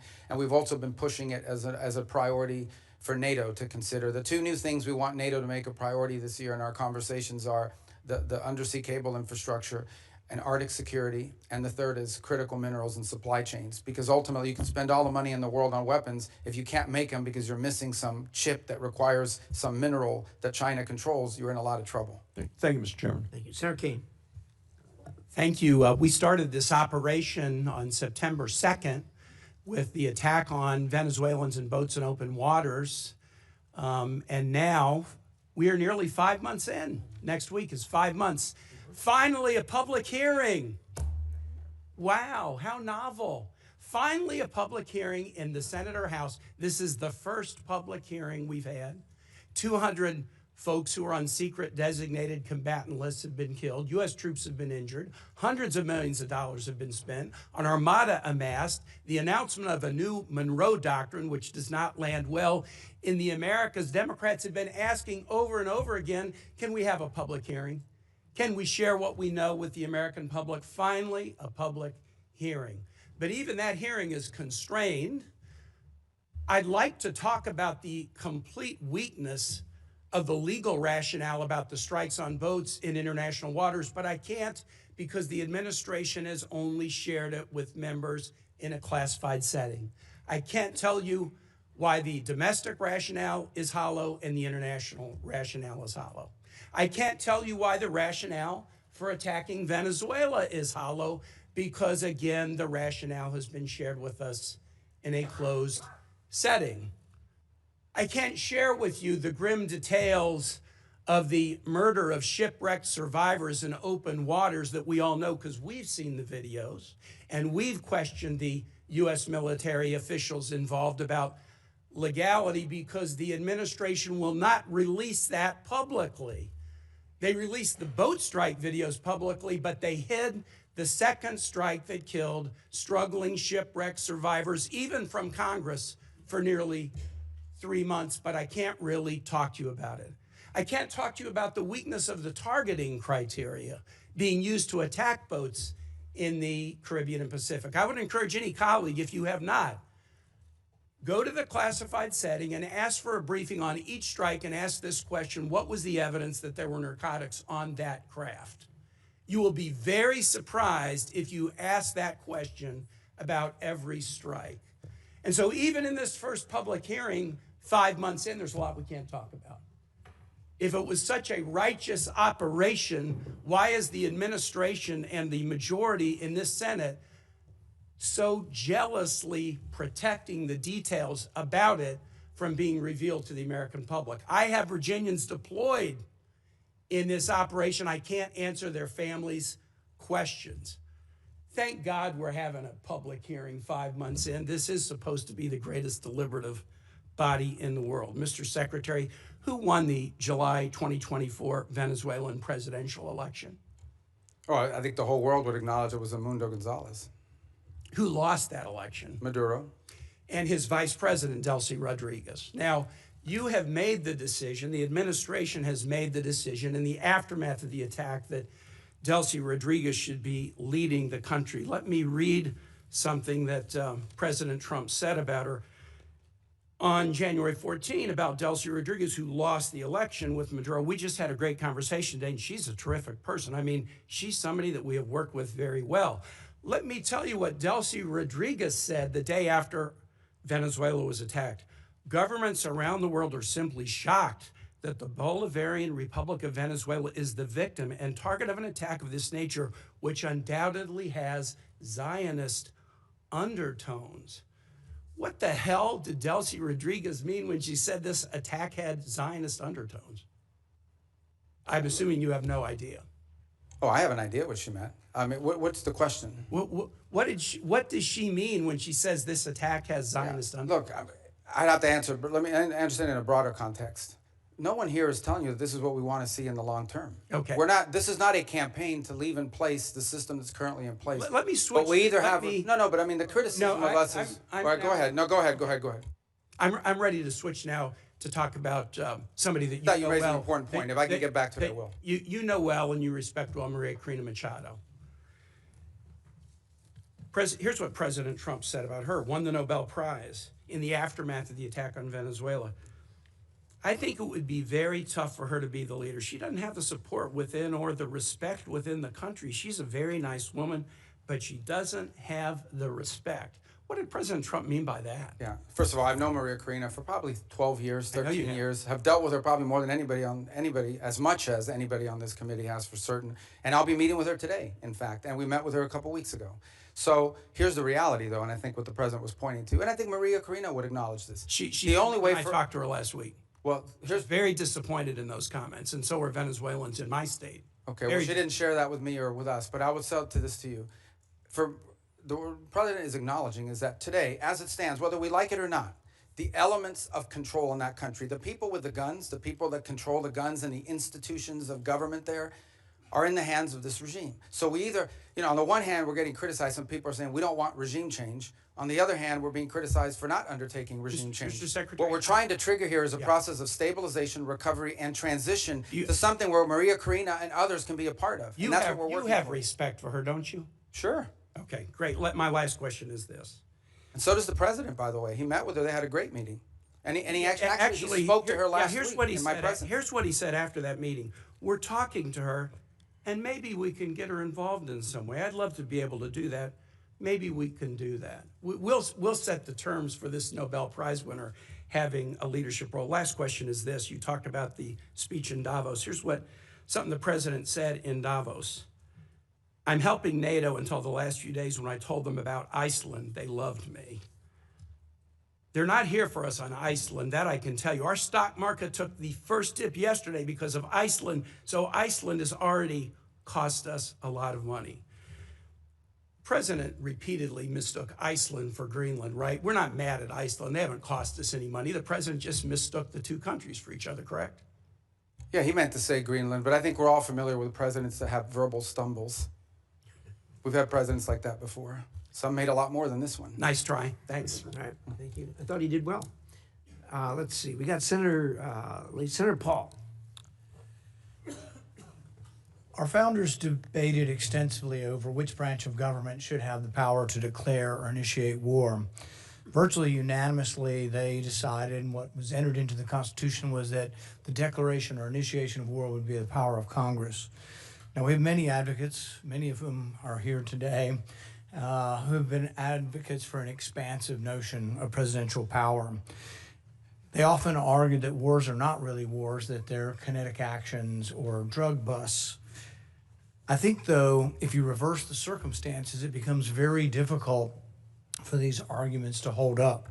So I would ask you, if a foreign country bombed our air defense missiles, captured and removed our president, and blockaded our country, would that be considered an act of war? Well, I think your question is about and I will acknowledge you've been very consistent on all these points the entire career. So let me no matter who's in charge. So I will point to two things. The first is it's hard for us to conceive that an operation that lasted about 4.5 hours and was a law enforcement operation to capture someone we don't recognize as a head of state, indicted in the United States, wanted with a $50 million bounty. My question would be, if it only took 4 hours to take our president, it's very short, nobody dies on the other side, nobody dies on our side, it's perfect. Would it be an act of war? We just don't believe that this operation comes anywhere close to the constitutional definition of war. But would it be an act of war if someone did it to us? Nobody dies, few casualties, they're in and out. boom, it's a perfect military operation. Would that be an act of war? Of course it would be an act of war. I'm probably the most anti-war person in the Senate, and I would vote to declare war if someone invaded our country and took our president. So I think we need to at least acknowledge this is a one-way argument. One-way arguments that don't rebound, that you can't apply to yourselves, that cannot be universally applicable are bad arguments. So my next question would be, let's say it's not a war. And we're just going to define it away and say it's not a war. That's one of the arguments. So it's a drug bust. What if a foreign country indicts our president for violating a foreign law? Should we extradite our president, or should we be okay if they come in and get him by force? Look, I think ultimately we're always going to act in our national interest. And so if somebody comes after our national interest, like the case you've described, which obviously does not exist at this time, but the case you've described, the U.S. always has the right to act in its national interest and to protect itself. So really I don't know about this equivalency. Well, does this justify them doing it? We're always going to do what's best for the United States and America. We're always going to protect our system. But the point isn't, and you're exactly right, we will act in our national interest and we should. So I'm not disagreeing with you at all. What I'm saying is, though, that our arguments are empty then. The drug bust isn't really an argument. It's a ruse. The war argument, not a war, is a ruse. It's not a real argument. And we do what we do because we have the force, we have the might, we do it because it's in our interest. So we wouldn't let anybody come in, bomb us, blockade us, and take our president. We've had arguments about legitimate, illegitimate presidents, bad elections, rigged elections. So there's all kinds of same arguments that we've had in our country that they've had in Venezuela. But we wouldn't argue for an indictment. And these things aren't idle speculation. I mean, Netanyahu's been indicted by the ICC. And one of the reasons I object to being part of the ICC, and I would say you and the administration probably agree, is we're not going to let any international council indict our president and arrest him somewhere on foreign soil. We're not going to do that. We actually, most of us probably object to indicting Netanyahu in that way as well. So I think the arguments are invalid. So we did get the legal opinion that Senator Kaine referred to, the OLC opinion, Office of Legal Counsel. And I think a lot of it's been released. Plus, they came to our caucus and talked most of the open about everything they had classified. So I will talk about at least one of the arguments. They say this war wasn't a constitutional war, therefore it doesn't rise to the constitutional notion of us declaring or having to initiate the war. It just doesn't rise. And one of their main arguments was not enough people died. And so there is some number that they aren't specific, but there is some number. I would assume, although I'm not positive, but the 50, 60,000 soldiers who died in Vietnam might be enough for them to call that a war. But here's the problem. It isn't the number, it's that it happens in retrospect. See, our founders gave us the power to initiate or declare war.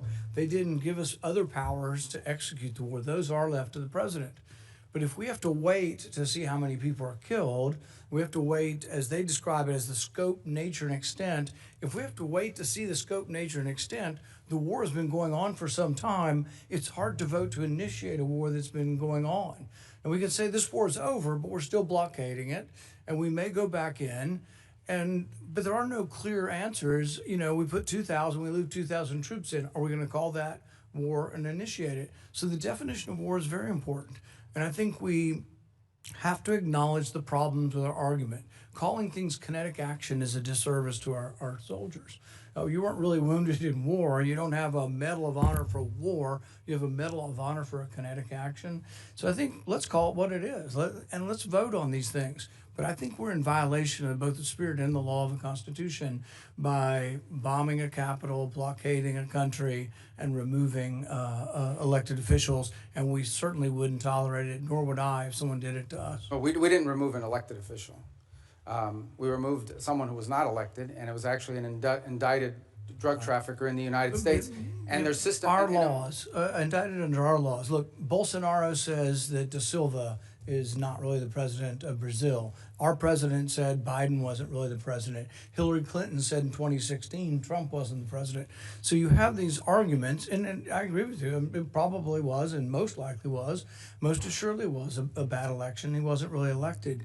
But at the same time, if that's our predicate, and you don't have to come to us because it's a drug bust, we're just removing somebody, you can see where it leads to, and it leads to chaos. And that's why we have rules like the Constitution, so we don't get so far out there that presidents can do whatever they want. It is this check and balance.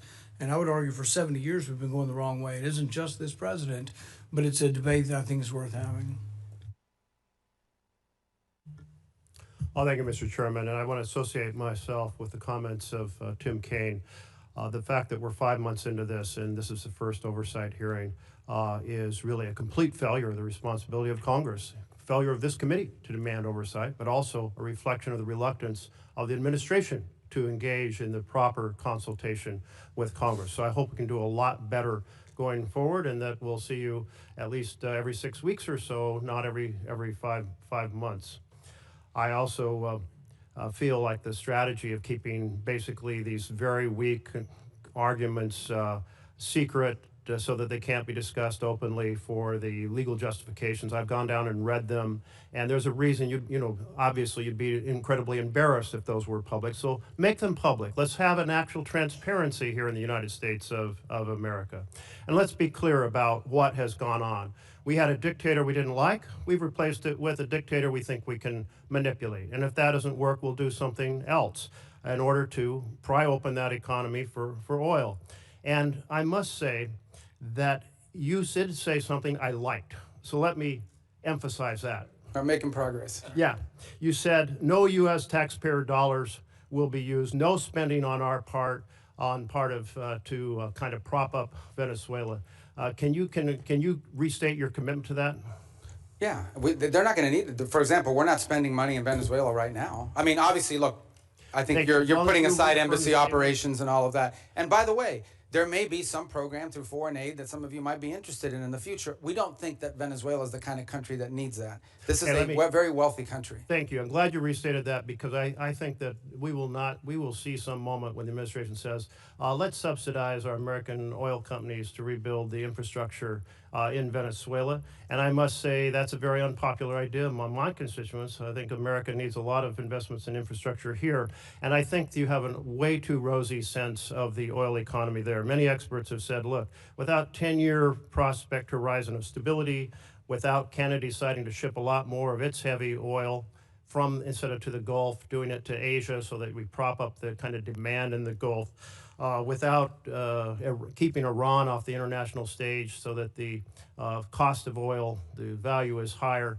All of those factors would have to be there for our oil companies to want to invest their own money. So I think they'll be coming to the administration. I think you'll all be trying to find some way to subsidize them. But I'm glad what you said today, that you're not going to do it, and I want to hold the administration accountable to that. Second, on terms of the $500 million fund, $300 million, my understanding, has gone back to the Central Bank of Venezuela, and they have essentially exchanged it for bolivars to key industry players. I don't think we have any transparency on what corporations or entities got that hard currency.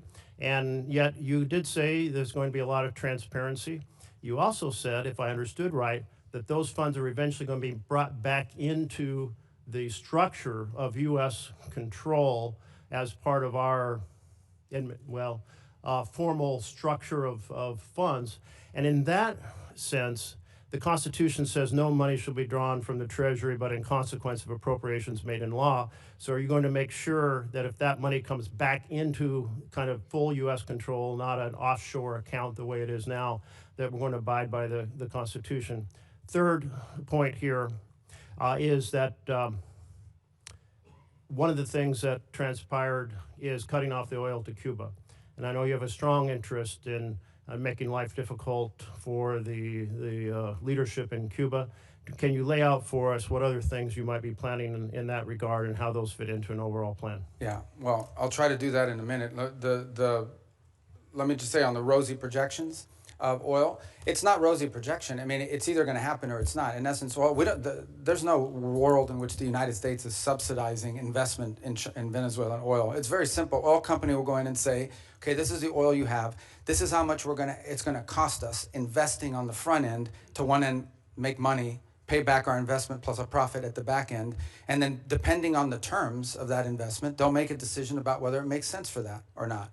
Right now, what you have in Venezuela is a corrupt and broken oil company run by the government that basically takes this money, doesn't reinvest in it at all, and basically sprinkles it to its people to keep the glue that keeps the regime together. We want it to become a normal oil economy.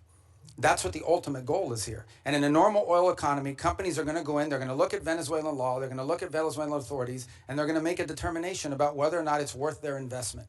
And that's the normalization process that we're talking about.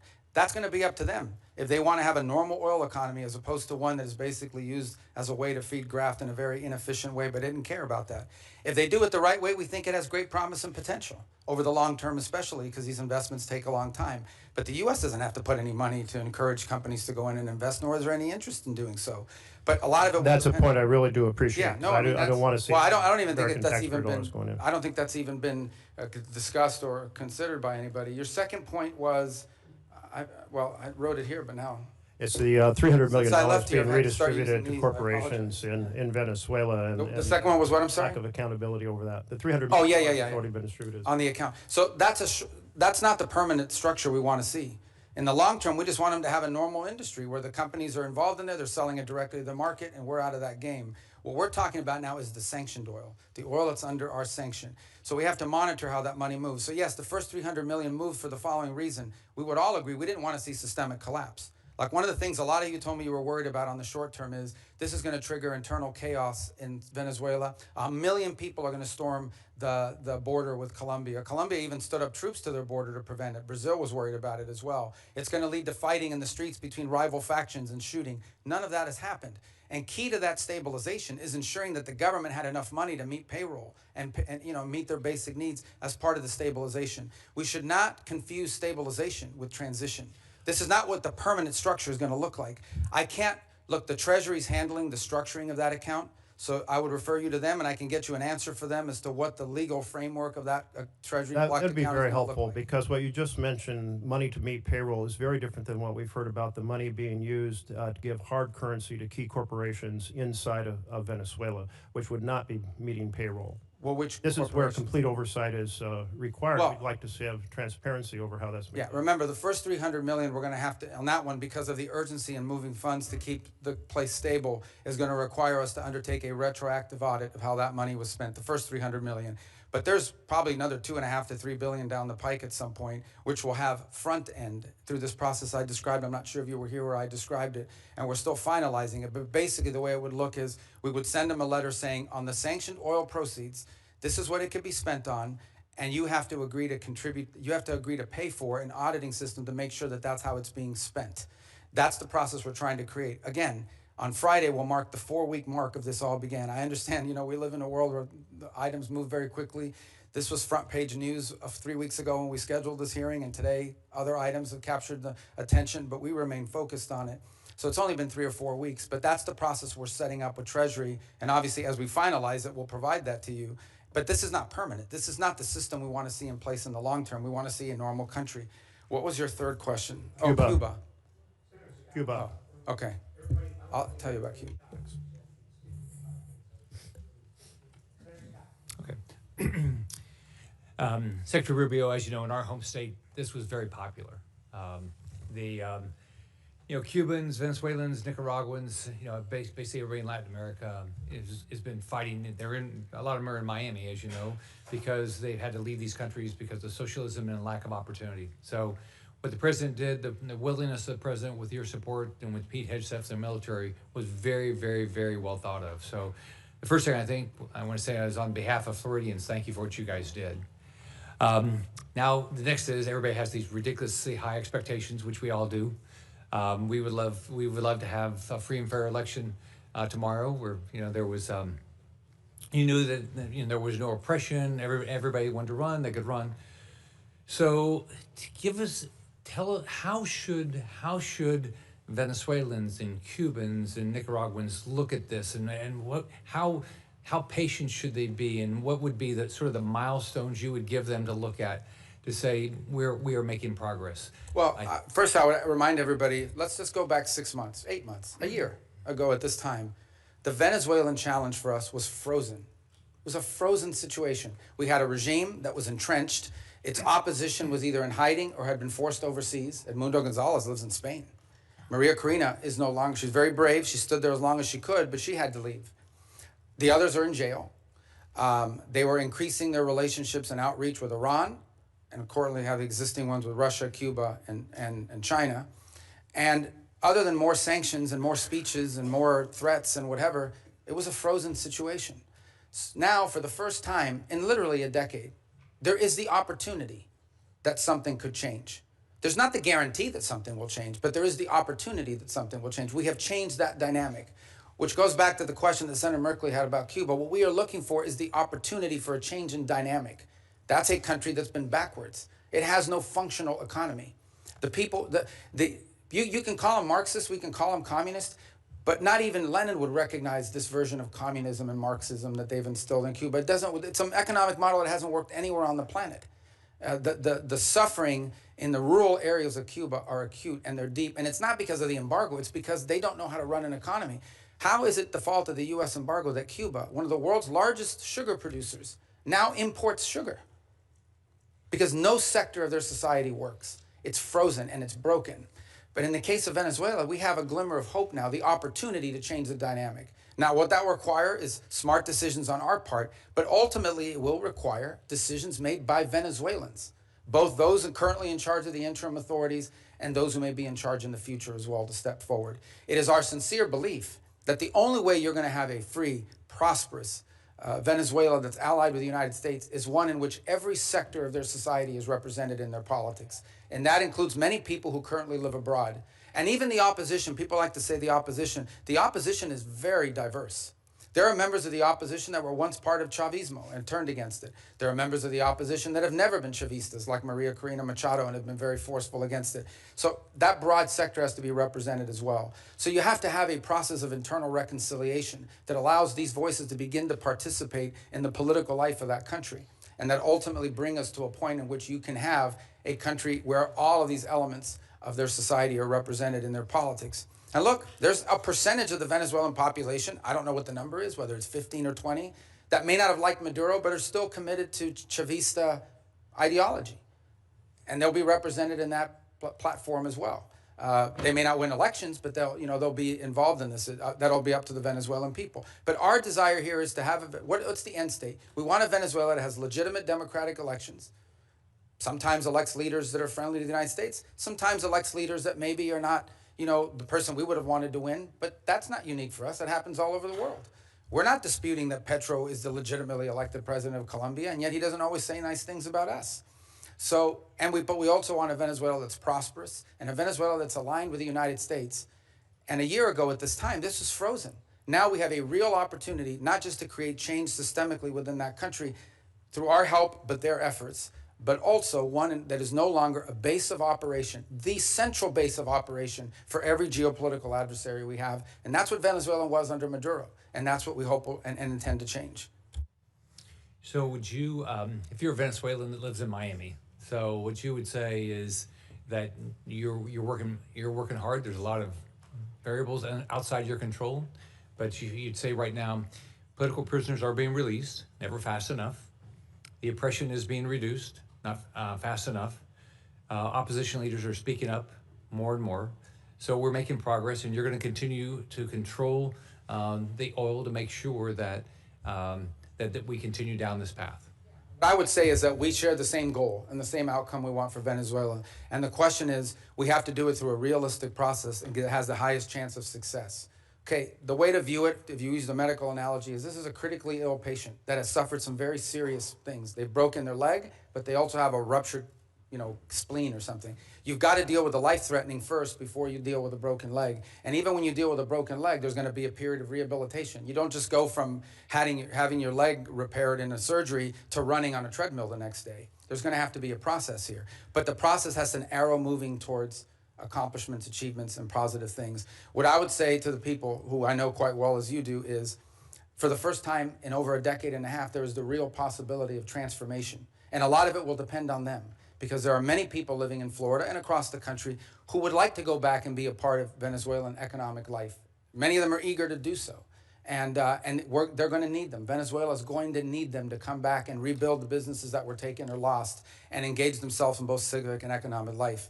But again, I remind everybody, on Friday will mark the 4 weeks since this happened. I get it. We all want like something immediately, but this is not a frozen dinner you put in a microwave and in 2.5 minutes it comes out ready to eat. And these are complex things, and we've seen this play out. I've used the example of Paraguay and Spain. There are others where there is a transition from autocracy to democracy. It's not linear. It's, in some cases, there are ups and downs along the way, but it's trending in the right direction so far, with a recognition that more work needs to be done. Thanks for your hard work. Senator Booker. I just want to start by saying what's plain, frankly, be plain to Senator Rubio and plain to members here, is that it should not have taken this long to have this hearing. Fundamentally, we have a crisis, I believe, in our democracy right now, which is the failure of Congress to do its job, to provide checks and balances, oversight, to provide the kind of constitutionally mandated work that we should be doing to keep a balanced government. We have operations right now that are literally costing the American taxpayer tens of millions of dollars a day. The buildup in the Caribbean alone is hundreds of millions of dollars a month, but we're not providing that kind of oversight that's necessary. So from our power to the purse, to our important work of providing a check and balance to an administration, what we're seeing right now is unacceptable and speaks to what I think is a growing constitutional crisis in our country, which is a Congress that is just lying down for the administration to do whatever it wants, whenever it wants. I want to pick up on my colleague's questioning because I actually know from years of conversations with you, your heart about human rights in countries like Venezuela, Mr. Secretary. And you issued a travel warning, a level 4 travel advisory from your department's website that says, right now in Venezuela, there's a high risk of wrongful detention, torture, terrorism, kidnapping, arbitrary enforcement of laws, crime, and more. And when we hear from the president that he is in charge, that you all are running this government to that extent, I have a lot of concerns when it comes to the rampant human rights violations that are persisting. Cabello is Maduro's key hardline enforcer. He's continued to intimidate and suppress Venezuelan voices. He remains in control of Venezuela's security forces, security services, the colectivos. We're seeing extraordinary examples that the constant oppression of the people is continuing as these folks are remaining in control of the country. So I just want to know, what is the plan to address in a much more aggressive manner these severe human rights violations and to try to stop these armed militias? Because if we are doing things to stabilize their government, if we're turning over resources and money to the very groups that are creating these horrors, that seems to me against America's values, and it seems to me something that is should be unacceptable to Congress on both sides. Yeah, well, absolutely. The Venezuela I described that we want to see emerge from this is one in which none of that is happening.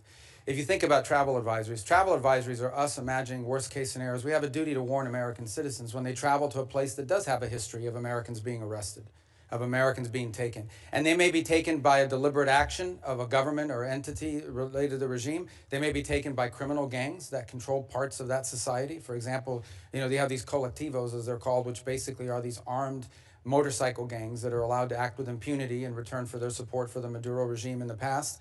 You have the ELN and the FARC and other drug trafficking organizations, including Tren de Aragua, that are involved. Again. So these are real risks that we have a duty to warn Americans, because here's what we didn't want to see, and don't mean to interrupt you. We have this announcement that Maduro's been taken. All of a sudden, people conclude, oh, he's gone, let's flood over there, let's all go over there, and we could expose people to danger. But this is the hypocrisy that I see. At the same time that you're issuing these human rights cautions about what's going on there for Americans, you have a president that's lifting temporary protected status for Venezuelans. Many of them are individuals that have lived in our country for years, if not decades. When I hear from the Venezuelan community, I hear an outrage that at the very same time that you are affirming here that these armed militias are running around suppressing voices, we have an administration that has said very clearly that they're not only going to be lifting temporary protected status for Venezuelans living in the US, but instead of protecting longtime American residents, they are, quote, the administration is putting people back on deportation flights and sending them into that madness. Does that make sense to you? Well, first of all, the travel advisories for American citizens traveling there and the threats posed to Americans. What you're describing is... Why lift temporary protected status? Well, the problem with temporary protective status was it was granted to so many people in such a vast numbers so quickly without proper vetting by the previous administration that there's a real concern that there were gang members that had received TPS simply because of the nation they came from and the time in which they came. It became so big and so massive. The overwhelming majority of Venezuelans are not members of Trained at Agua, but there were Trained at Agua and other criminal elements embedded in the TPS system. And the numbers were so large that the administration felt it had to cancel the program in order to appropriately vet it through on the individual cases. Excuse me, Mr. Secretary, this might not surprise you. I don't trust this administration and the way they use terms like terrorist. I've seen them calling American citizens domestic terrorists who are people trying to peacefully protest.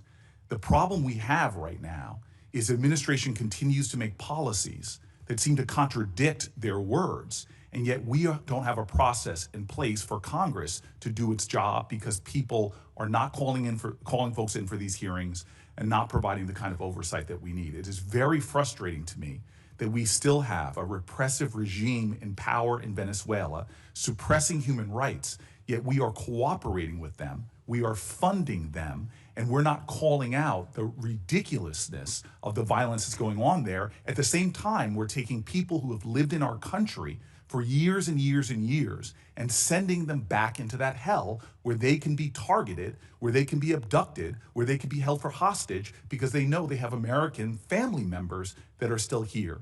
This is a situation ripe for where we are being complicit in continuing human rights violations, and that needs to stop. And I think just on 2 points, we're not cooperating with them to continue doing what they're doing now. We're cooperating with them to transition away from what's happening now. And as I said, we're not even 4 weeks into this thing. And if it continues to look like this in 6 months, 9 months, a year from now, if progress isn't being made, we'll have very different feelings about it. But what we're cooperating on is not the continuation of what's happening. It's a movement away from all this and transitioning ultimately to something that looks nothing like this. That's the goal. But it's been less than 4 weeks. I mean, we think we've made substantial progress in a very short period of time. But I acknowledge we want to make a lot more progress. This is not the end state that we want. Senator Corder.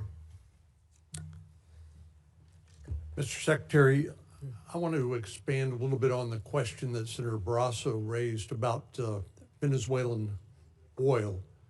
But primarily what I want to do is focus on something that's come to be known as the shadow fleet or ghost fleet of Russian and Iranian oil that's been used, that's subject to sanctions, which has, with the complicity of Venezuela, been used to evade sanctions to help fund the Russian war against Ukraine and help Iran remain the #1 state sponsor of international terrorism and fund its proxies, which have been responsible for so much death and misery in the Middle East.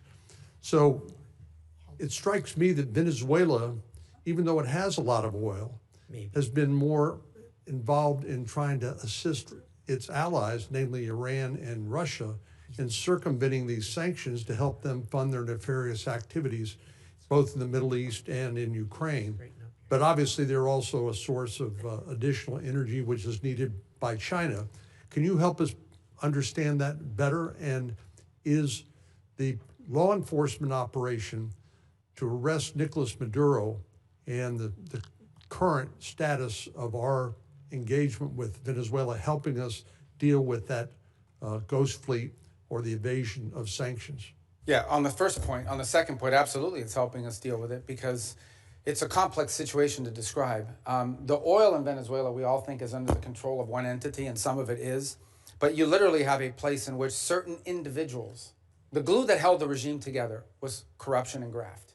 Like people said, I'm supportive of this regime, and they didn't, not because they like Nicolas Maduro, but because Nicolas Maduro set up a system that guaranteed them a profit. Some people were making that profit from drugs. Some of them were making it from stealing money from their food program called CLAP. Some of them were making their money from an oil field that was literally given to them in exchange for buying them their loyalty. Some were making their profits from all three, so and other activities. So there's no doubt that his removal has created the conditions to begin to move away from that. That's why we sanction their oil. The ghost fleet exists for the following reason. When something is sanctioned, when we say it is illegal for them to move this oil, none of the traditional legitimate tankers will carry that oil. They won't touch it because they don't want to be sanctioned by the United States. So you have to turn to these pirates. You have to basically turn to these ships that are either falsely flagged, meaning they're flying the flag of Liberia, but they don't really have a Liberian flag, or are stateless in their capacity. And they have to turn to them, and they turn to these vessels. And these vessels are made up with crews from all over the world. We seized one where the majority of the crew members were Ukrainian. We've seized others, the majority of them are Russians, and a mix and what have you. And so what's happened is a lot of this oil is going, a lot of this shadow fleet oil is going even outside the PDVSA system.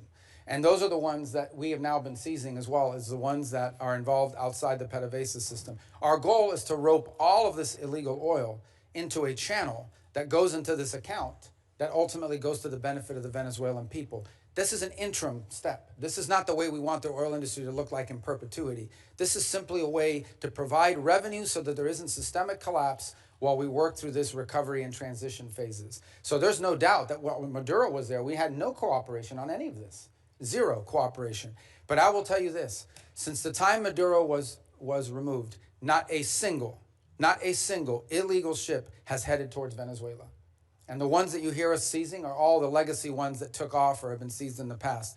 So we've got a really good handle on this as a result of it. And what's really changed is the dynamic that the Venezuelan interim authorities are now actually helping us identify shadow fleet ships that they want us to seize and feed into this new interim mechanism. So let me turn to Iran. Obviously, the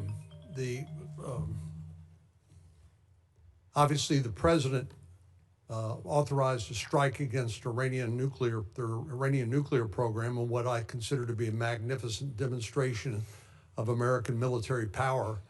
And even though the arrest of Nicolas Maduro was not primarily a military operation, but they provided the support to law enforcement authorities as they executed an arrest warrant against Nicolas Maduro. Likewise, I think most Americans were very proud of how the U.S. Government and particularly the U.S. military have performed. But I know the president's very concerned about what's happening to the demonstrators in Iran. And of course, there's some estimates that as many as 30,000 Iranian demonstrators have been executed by the regime. But I know the president's being presented with a range of options. We notice a lot of movement into the region by our Navy and other authorities. But what happens if the supreme leader is removed in Iran? What happens next? Well, that's an open question. I mean, no one knows who would take over. Obviously, their system is divided between the supreme leader and the IRGC that responds directly to him. And then you've got these, quasi-elected individuals, the ones that wear the suits on television who are part of their political branches, but ultimately have to run everything they do by the supreme leader. So I don't think anyone can give you a simple answer as to what happens next in Iran if the supreme leader and the regime were to fall, other than the hope that there would be some ability to have somebody within their systems that you could work towards a similar transition. I would imagine it would be even far more complex than the one we're describing now, because you're talking about a regime that's in place for a very long time. So that's going to require a lot of careful thinking if that eventuality ever presents itself. On the issue of our presence in the region, here's the baseline I want to set for everybody. The baseline is this. We have 30 to 40,000 American troops stationed across 8 or 9 facilities in that region. All are within the reach. Theoretically, not theoretically, in reality, all are within the reach of an array of thousands of Iranian one-way UAVs and Iranian short-term ballistic missiles, short-range ballistic missiles that threaten our troop presence. We have to have enough force and power in the region, just on a baseline, to defend against that possibility. That at some point, as a result of something, the Iranian regime decides to strike at our troop presence in the region. The president always reserves the preemptive defensive option. In essence, if we have indications that, in fact, they're going to attack our troops in the region, to defend our personnel in the region.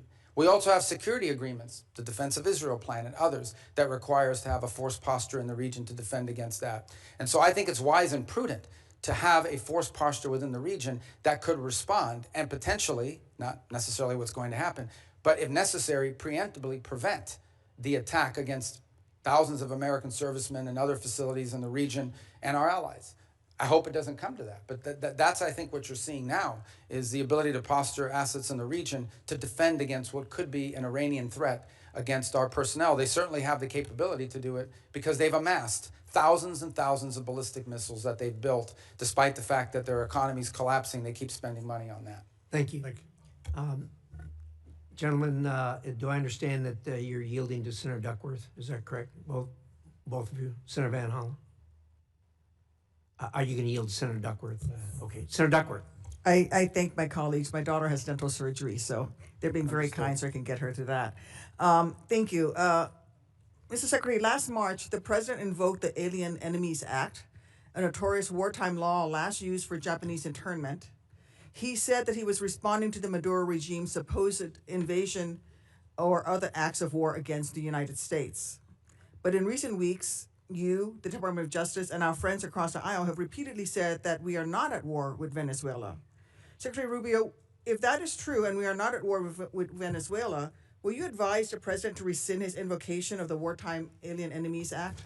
Well, that was a mechanism to remove people from our country that prevent grave danger. So, for example, we know for a fact that Tren de Aragua is a very dangerous gang. In fact, I believe, if I'm not mistaken, I may have been the first member of Congress. This is a wartime act, Mr. Secretary. Well, are we currently at war with Venezuela?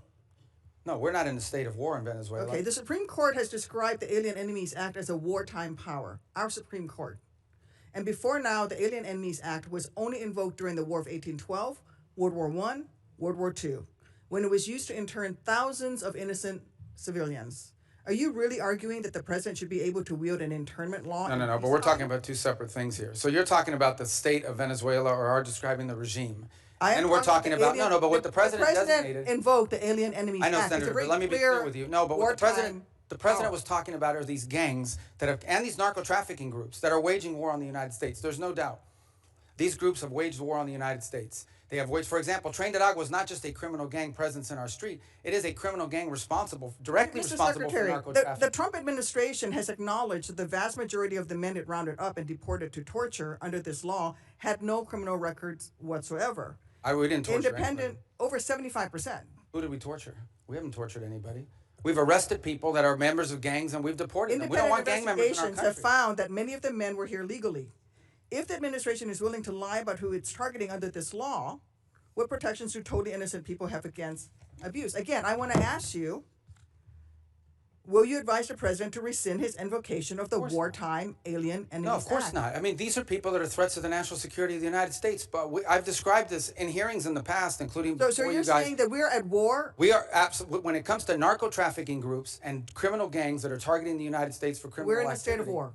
There's no doubt about the fact that we're confronting them in a warlike setting because they're waging war. Apply, and do the Geneva Convention They're waging war against us and they're enemy combatants as a result of it. And the fact of the matter is that we are confronting these irregular groups, and that's one of the great challenges of the new century in this hemisphere in particular, is that these non-state actors who possess state-like capabilities in terms of their weaponry pose a grave danger to the United States. I don't think any American would dispute that we have cartels that pose a threat to the national security of the United States. With all of the other laws of when it comes to warfare. I mean, you're saying that he can invoke this wartime power. No, I'm saying, you're asking me, I'm here to discuss foreign policy and what's in the realm of the Department of State. Well, I think your questions are better directed to the Department of Justice. Enemies Act, but I would tell you that, which is a wartime, which is something that but you're asking me a question that's, can be invoked during wartime. But you're asking only me a been question invoked during the War of 1812, World War I, and World War II. You're asking me a question. It's only been invoked 3 times, and this President is invoking it. Okay, you're asking me a question about the domestic application of a law that's best directed to the Department of Justice.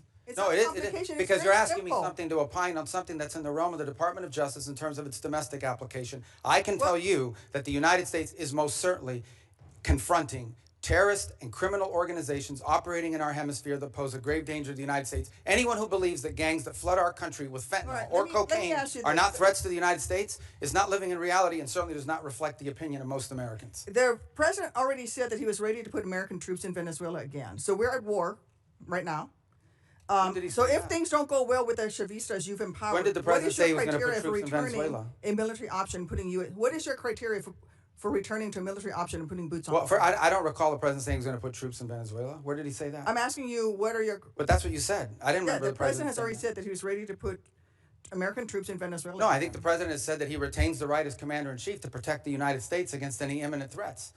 Maybe that involves troops, maybe that involves air power. We hope, but we don't anticipate that being the case in Venezuela. I worry that you're playing fast and loose with our nation's Well, I just gave you military. And testimony let me here. just say, I just want to conclude by Yeah, but I just gave you testimony of how well things are moving forward, not as fast as yeah, everybody but you would like. also said that But- in 6 or 9 months, if things don't go well, you're going to have to do something else. And the president's already said that he's not ruled out the military option. And you've also just said that, yes, we are at war. The president has But wartime every powers. president retains so the power to use military to it's reasonable for me protect. to ask you. And I gave you a very specific example. Every president retains the right to defend the United States against an imminent threat. Yes, if there are just give you an example, Iranian drones deployed in Venezuela that could threaten the United States, we most certainly will address that, even if it's located in Venezuela. But we hope we don't get to that point. We don't expect to get to that point. I don't think that we're not trending in that direction. That's a fact. But that said, on The the one people hand, of America people are here are worried that unhappy this we're is a president cooperating who with engages Venezuela. in yet On the other hand, they another want us to forever go to war, war with Mr. them. Secretary. What's We that? don't need to be in another forever war, and that is the pathway that we are going towards. And let me just say, Well, how are we let me going towards a conclude- let me forever just- let war me if we're just dealing with conclude. we're Well,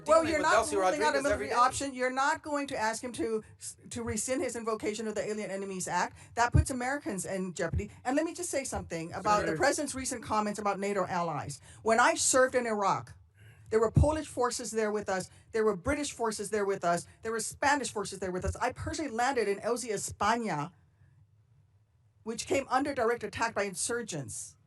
Polish troops who worked with the Illinois military, with the Illinois National Guard for 30 years, died in Afghanistan, Mr. Secretary. All the president so I just wants wanna is for say NATO to is have that more our NATO capabilities. allies have stood beside us. wants our allies to and have more we name- need to maintain the strength of that alliance. I get it. yield. All Senator, the your president wants is our time's allies. up. Not making much progress here.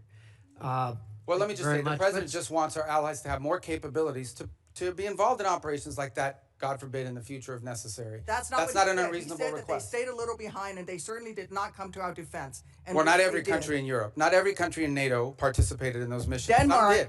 Denmark suffered some of the greatest military casualties. There's no doubt that many of our allies have stepped forward and provided assistance to us, and there are many others that simply don't have the capability to do it now or in the future. That's not what the president said. So that's what he was pointing to. Thank you, Mr. Chairman. Thank you, Secretary Rubio, for being here. I also want to thank you for reaching out to me the night of the execution of the arrest warrant against Nicolas Maduro. I could tell when we talked that you had been up all night, and it was kind of you to reach out to me and describe what had happened that evening. I've long been a believer in the fact that the United States has been abundantly blessed by geography. God and nature's God have blessed the American continent with two vast oceans, one to our east, one to our west, that have protected us from the old powers of other parts of the world. We should use those to our advantage. At times in our past, we have somewhat neglected the Western Hemisphere in recent decades, and I'm pleased that you and President Trump have been refocusing on the Western Hemisphere. As we look at burden sharing in other parts of the world and pivot some of this focus back to our own hemisphere, tell me what that looks like. Tell me what it looks like to orient some of our burden sharing toward our own hemisphere. Well, I think you're seeing some of it now. Look, our hope is eventually not to have a military presence of the kind you've seen in the Caribbean to deal with this very acute matter. But the truth of the matter is that it was surprising in the first place, right?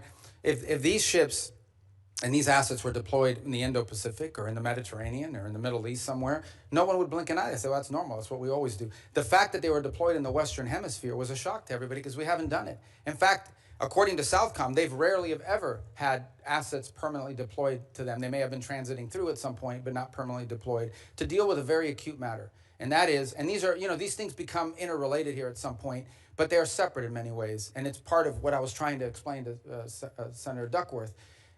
We have a real reality in our region of these transnational criminal terrorist organizations that in many cases possess weapons that you ascribe to a nation state, not to a gang, who pose a grave threat to the national security of the United States, but also to the stability of the region. If you walk through the region, what is the primary threat in Colombia? Transnational criminal organizations. What is the threat to Mexico? What is the threat to the Caribbean basin? These groups have to be confronted. They have to be confronted forcefully.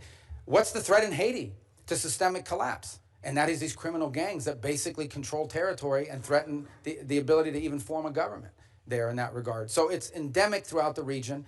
and it ultimately impacts the United States through mass migration, through drug trafficking, and other related criminal organizations. And so we need to have a force posture that can confront that and that can provide assistance in conjunction with other partners.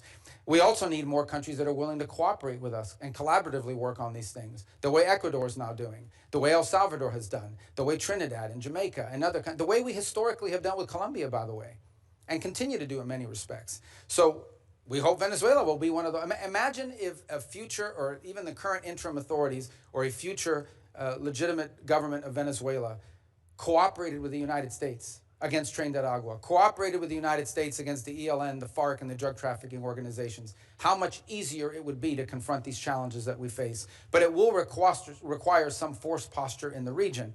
I think the one area, if your question is in the context of NATO, the one area we have to recognize is that we need to have a presence in the Indo-Pacific. Many of you travel overseas and are constantly being told by our Indo-Pacific allies they want to see a sustained commitment of the United States to the region. We still have obligations and needs that we need to address when it comes to the Middle East.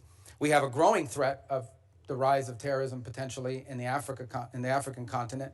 And then, of course, you point to the Western Hemisphere. So that doesn't mean we're abandoning NATO or abandoning Europe. It does mean that we are going to have to, at some point, readjust our force posture in the world to deal with all of these realities.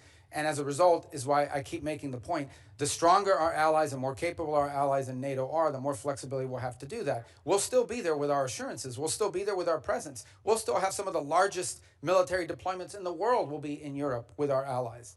But we are going to need some flexibility to do this over time. And we've told this to our allies, and we've told them there'll be no surprises. And most of them understand it. Frankly, they do. And that's why they're moving very quickly in many cases to rearm and reinvigorate themselves. Over the last 5 to 10 years, we've seen China gain pretty significant footholds by historical standards in South America, in Central America, in parts of the Caribbean. Sometimes this occurs simultaneously with and in the same places as drug cartels, places where drug cartels are the strongest. How would you describe the connection between those two things? Are they correlated, or is there causal? Well, the correlation may be to the extent that you have, usually when you have strong narco organizations or drug trafficking organizations, you also have very weak states that are, in some cases, vulnerable to corruption. So the general Chinese practice has been, you go into a country, you offer to build a bunch of stuff that you end up building poorly. And to get that contract, you do it as a market share thing, not because you can make money off it, but because it puts you in place at the expense of everybody else. You sometimes have to bribe people locally in order to get that, and it gives you a foothold into that country and allows you to expand into other sectors. In some cases, frankly, it has been like in telecommunications, because Huawei shows up with a deal and no Western company shows up with a deal that's affordable, and so they go with Huawei because they want to have 4G, not to mention 5G. Huawei provides a product that's not the best, but it's good enough and they can afford it. And it's subsidized by the Chinese government. So we've seen that play out in place after place. It became quite acute, for example, in the Panama Canal Zone, where a Chinese company ended up owning both ports on the Pacific and on the Caribbean side and Atlantic side of that canal, which is of grave concern to the United States. So I do think you've seen their presence, largely through economic means over time, create leverage over nations in the country who become emboldened and either trapped in debt traps or trapped in bad contracts they can't get themselves out of, and always in sectors that are valuable to China that include rare earths, and critical minerals, energy, and infrastructure. Senator Shantz. Thank you. Thank you, Chairman, Ranking Member. Secretary, good to see you again. I want to ask about the oil. Under U.S. law, funds received by the government must be deposited with the Treasury. Earlier, you testified that the funds are being held short-term in Qatar and then will move to a Treasury blocked account. What is the statutory authority for the administration relying on Qatar to hold the funds? It's not our funds. The funds are in an account that's owned and signed. It's an account that belongs to Venezuela, but it has U.S. sanctions as a blocking mechanism on it. And one of the primary reasons why it was in a third country initially, until we could create the mechanism to move it to a U.S. presence, is twofold. One, we have an issue we're working through on recognition. What is exactly, you have to recognize a government, but we don't recognize this government. We recognize the 2015 National Assembly. So we have to find some creative way legally to meet that standard. The other is, frankly, creditors. If any of that money touched a U.S. bank, even if it was an account in the name of the Venezuelans, it would immediately be seized upon by a number of creditors who eventually we'll have to take care of. But in the short term, that would impede the ability of the Venezuelan authorities to receive the funds they need to operate. So do you have the, I mean, this is what I'm trying to get at, right? either it's American money, in which case it's subject to the Miscellaneous Receipts Act, and there are all kinds of things that attend to that. You're saying it's Venezuela's money, but it does sound like, according to the EO, according to the president's statements, you are in charge of that money. What authority are you relying on to be in charge, almost in a sort of receivership kind of arrangement, of how funds are both received and expended for a foreign country? Like, wouldn't you have to come to Congress to establish that kind of relationship? Well, no, because the money never enters our hands. We only control the disbursement of the money. We don't control the actual money. Sure, in but the if sense you're, of, but that's like it comes into our bank account. Do you think that you have somewhere in the statute or the Constitution the authority to control disbursements of a foreign country? Well, they've agreed to this, and that's the key. They've agreed to this arrangement in which the sanctions that are placed on this oil is what blocks its distribution. So we've agreed to release sanctions and allow the disbursement of the funding as long as they're spending it in a certain way. So I understand it's novel, but it's the best we could come up with in the short term to ensure that they're... Is there a written agreement that memorializes yes, this? Yes, I believe there is, and there will have to be one most certainly once we transition that to U.S. accounts. Secretary, my understanding is the committee doesn't have this agreement. Well, I can... If we do or we don't? Yeah. And you probably wouldn't because it's a Treasury matter. Treasury's handled it, but I can most certainly talk to Treasury about providing you the information. Also, you're the National Security Advisor, so you do have a role here in coordinating between the department. So it's not just like you can punt this to Treasury. Yeah, I just didn't bring the document with me. I got it. Okay. I just want you to land it and get it to the committee because, look, you're being transparent. I think this is novel. I think it's funky. I think it may not even be permissible. But I don't know until I see the document, and I'd like you to just land it for us, if that's all right. Yeah, no, like I said, and by the way, by the time I get it to you, hopefully we won't even have that account anymore. It'll be in a bit more traditional, where we can use our sanctions as leverage on how the money's being spent. You're just going to move on to a couple of other issues. Your comments that Havana should be concerned about the Maduro operation is fueling speculation that this administration will turn its sights to Cuba next. Will you make a public commitment today to rule out U.S. regime change in Cuba? Regime change? Yes. Oh, no, I think we would love to see the regime there change. We would like to, that doesn't mean that we're going to make a change, but we would love to see it change. There's no doubt about the fact that it would be of great benefit to the United States if Cuba was no longer governed by an autocratic regime. But you know what we mean by regime change. We don't mean, I wish someone else were in charge. When we talk about regime change, we're talking about using the power of the United States, usually kinetic power, but often other kinds of coercion. And I'm not even saying that that's always not in our interest. I'm just saying, I'm not asking you whether we would prefer a different kind of government. I'm asking whether you are trying to precipitate the fall of the current regime. Yeah, but that's statutory. The Helms-Burton Act, the U.S. embargo on Cuba is codified. It was codified in law, and it requires regime change in order for us to lift the embargo. Okay. We have not received any information on the Board of Peace. Do you commit to informing us about what the heck this is? Yeah, it's a Board of Peace. Thank you. Well, I mean, I'll just note that Albania, Armenia, Azerbaijan, Bahrain, Belarus, Bulgaria, Cambodia, Egypt, Hungary, Indonesia, Israel, Jordan, Kazakhstan, Kosovo, Morocco, Mongolia, Pakistan, Paraguay, Qatar, Saudi Arabia, Turkey, UAE, Uzbekistan, and Vietnam.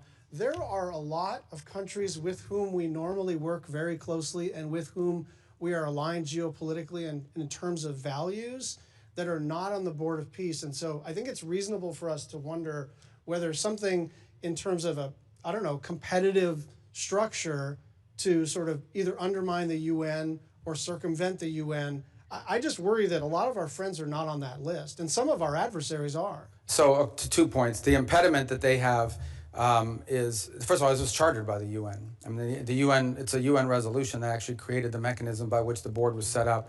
And the primary and sole focus of that board right now is to administer phase 2 and phase 3 of the plan in Gaza. Okay. And we welcome, all these countries have been invited. Some in Europe have chosen not to join it, either because they have constitutional, they require constitutional approval of their parliament in order to join, depending on some leaders. Like, for example, I'm thinking there are a couple countries in Europe that could not join until they got permission from their vote. In other cases, because they are concerned about what you just pointed out, they argue and they want to know, is this a replacement for the UN? This is not a replacement for the UN, but the UN has served very little purpose in the case of Gaza, other than the food assistance. Can I just and move so we on think it's critical to have something that's in charge of that. One final 10-second question.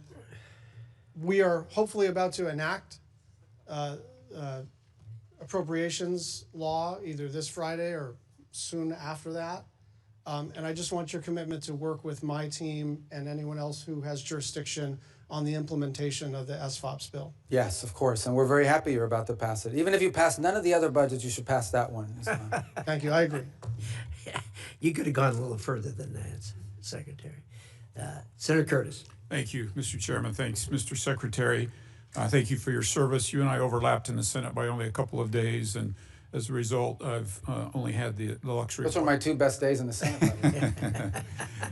As a result, I've only had the luxury of watching you from a distance, but I will tell you unequivocally, I'm grateful for your role. I believe unequivocally that you and President Trump have made the world a safer place. I push back on the false narrative that we're not respected. I think we're respected far more than we were around the world. And so I'm grateful for that. I don't know how you get around the world the way that you do. You must have some type of superpower, and I'm grateful for the time you spent with us this morning.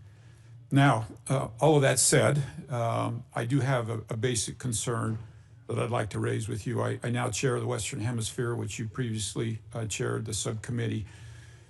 And I'm often struggling to get briefings, clear information, or meaningful cooperation from the administration and the State Department.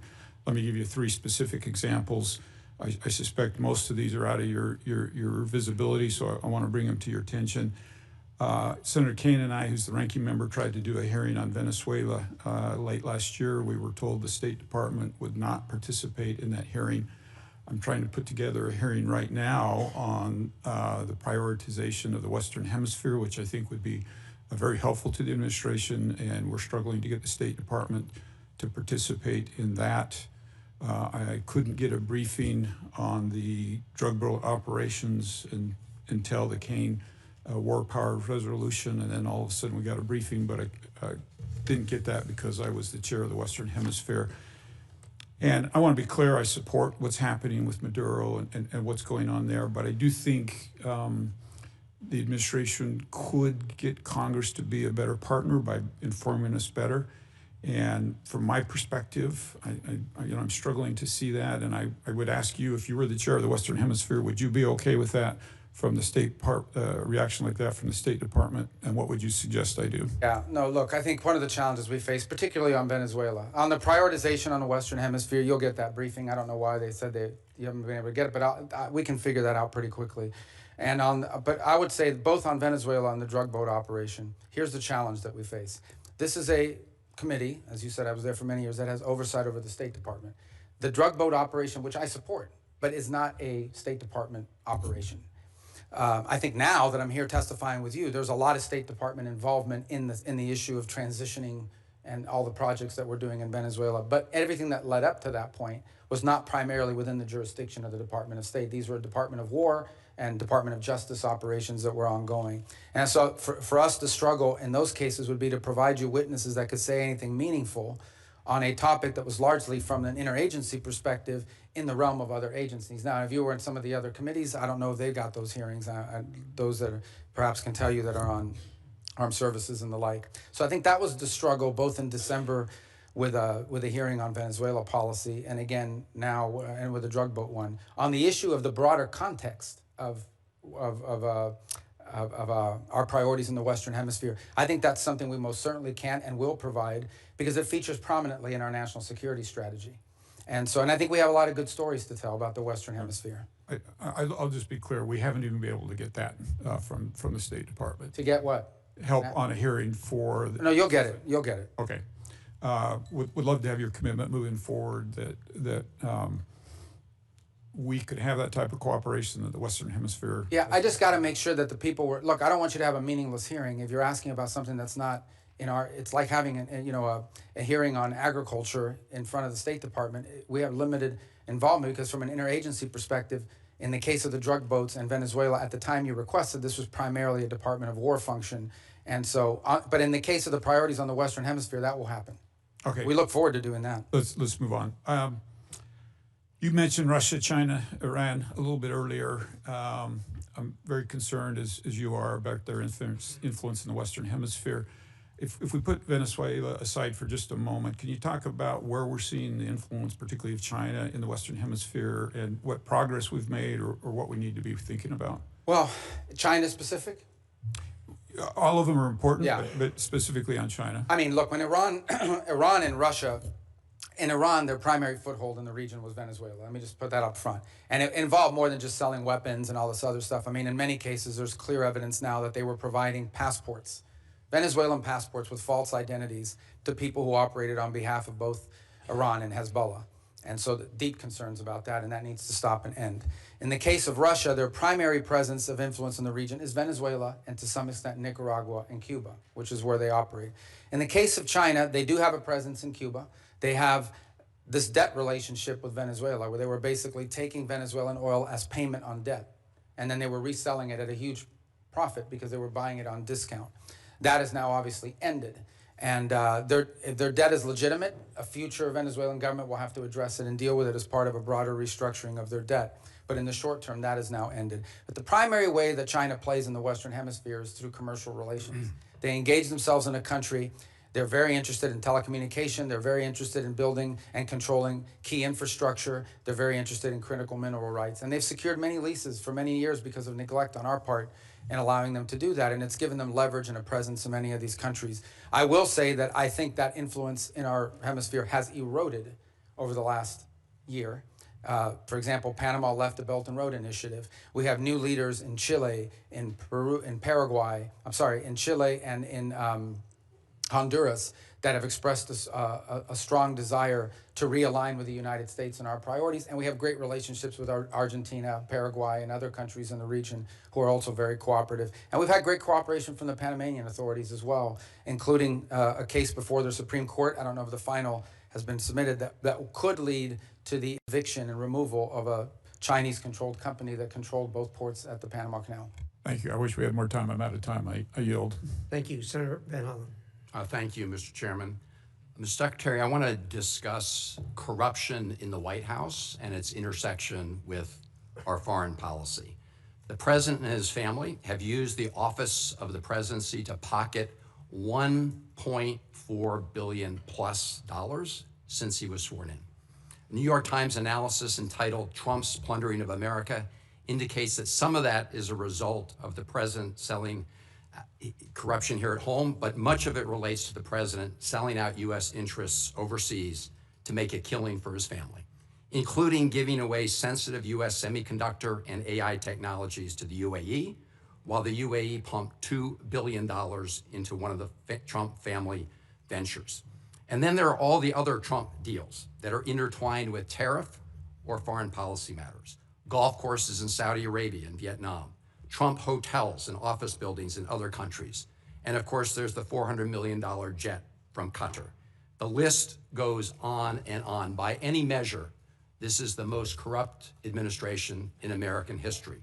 We also see the president wielding U.S. power overseas in a way that advances the interests of his billionaire buddies at the expense of American interests. It was Ron Lauder, who has business ventures in Greenland, who reportedly first put the idea of grabbing Greenland into President Trump's mind. And in the case of Venezuela, President Trump has said he talked to oil executives about toppling Maduro and going into Venezuela before anyone in Congress knew. We know that in President Trump's mind, deposing Maduro was not about stopping the flow of fentanyl or drugs in the United States. He cut the budget for DEA. He pardoned the former Honduran president convicted of drug running. And the new president, Delcy Rodriguez, has herself been long suspected by DEA of being involved in drug smuggling.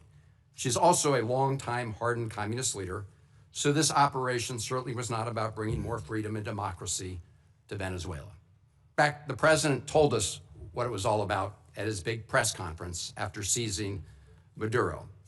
The president said it was about oil, oil, oil.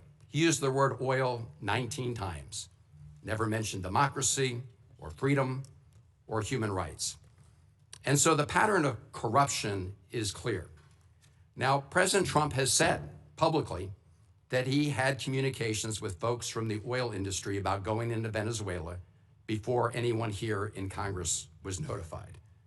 Mr. Secretary, simple yes or no question. Were you with President Trump during any of those conversations he had with people with oil interests in Venezuela about the possibility of deposing Maduro? That's not a simple yes or no question, but I can answer it quickly, and that is the president always elicits opinions from all sorts of people, including, for example, Chevron has an active license in Venezuela. They operate in Venezuela. They've been doing so even when the sanctions were in place. So of course you would ask Chevron, what is your opinion of Delcy Rodriguez? What are your opinion of their economy and of their prospect? But the notion that somehow the president authorized this challenge at the urging of oil executives is absurd. That never happened. Mr. Secretary, I'm asking whether you were with the president. That never happened. I couldn't be with him because it never happened. The oil executives were not involved whatsoever in any of the planning on this matter. None. Did the president, as he said publicly, inform them about the U.S. operations? I think all of those executives learned about this operation the same time everybody else did. Well, President Trump has said the opposite in public. No.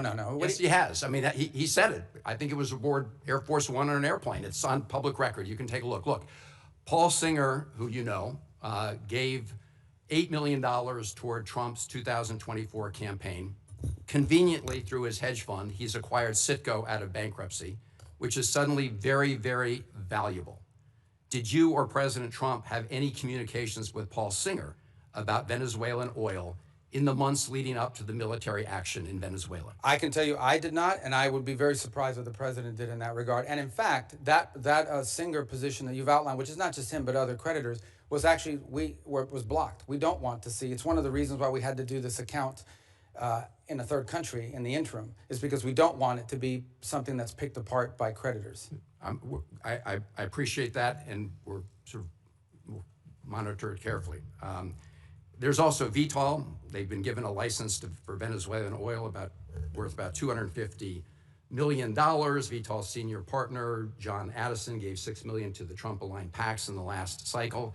And the list goes on, Mr. Secretary. And I have to say that when you have the President of the United States himself, after taking Maduro, get up and say this was about oil, oil, oil, it does make all of us ask the question whether he put men and women in the U.S. military at risk simply so he could grab that oil. Well, that oil, yeah. And I don't know if you were here. I think you were here the whole hearing. I don't think you had left. Number one, the only reason why we use Trafi and Vitol is simply because in the short term, we had to move 50 million barrels of oil that were stuck. And Venezuela needed to turn that into cash so that they wouldn't have systemic collapse. And the fastest way to do it in the short term is for the traders to do it, because that's in the business that they're in. That is not the permanent structure. The permanent structure we want to see is a normal oil industry where it's sold directly. You know, companies have licenses down there.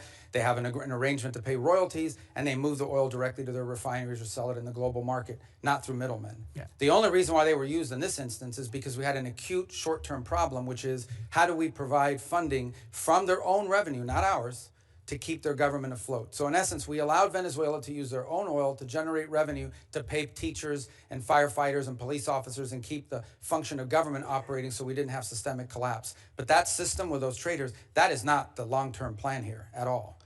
My only point, Mr. Secretary, is those folks who gave a lot of money to the Trump campaign have done very well as a result of what's happened. Thank you. Thank you. Senator Daines. Secretary Rubio, good to have you up here. I just returned from India, had a chance to visit with leadership there, as well as spend time with our new ambassador, Sergio Gore. He's off to a great start, and very profitable visit. Hope to debrief in it soon, if I might. By the way, I think if we were to pick an MVP of the West Wing, Secretary Rubio, my vote's for Marco Rubio. So we have a lot of MVPs, don't we? I know you do. I know you do. But we get a vote on one. I think you've done a great job of this first year. Very proud to claim my former colleague and now our Secretary of State. Secretary Rubio, as you've noted, there are numerous reasons and good reasons why the U.S. is the arbiter of Venezuelan petroleum sales. With the new export sales framework, the Venezuelan government is now looking to other options to reimburse some of our adversaries, Iran, Russia, as well as Iran's proxies, to include petroleum byproducts, which contain valuable minerals and so forth, Flexicoke. Has the administration considered expanding the export controls to additional petroleum byproducts?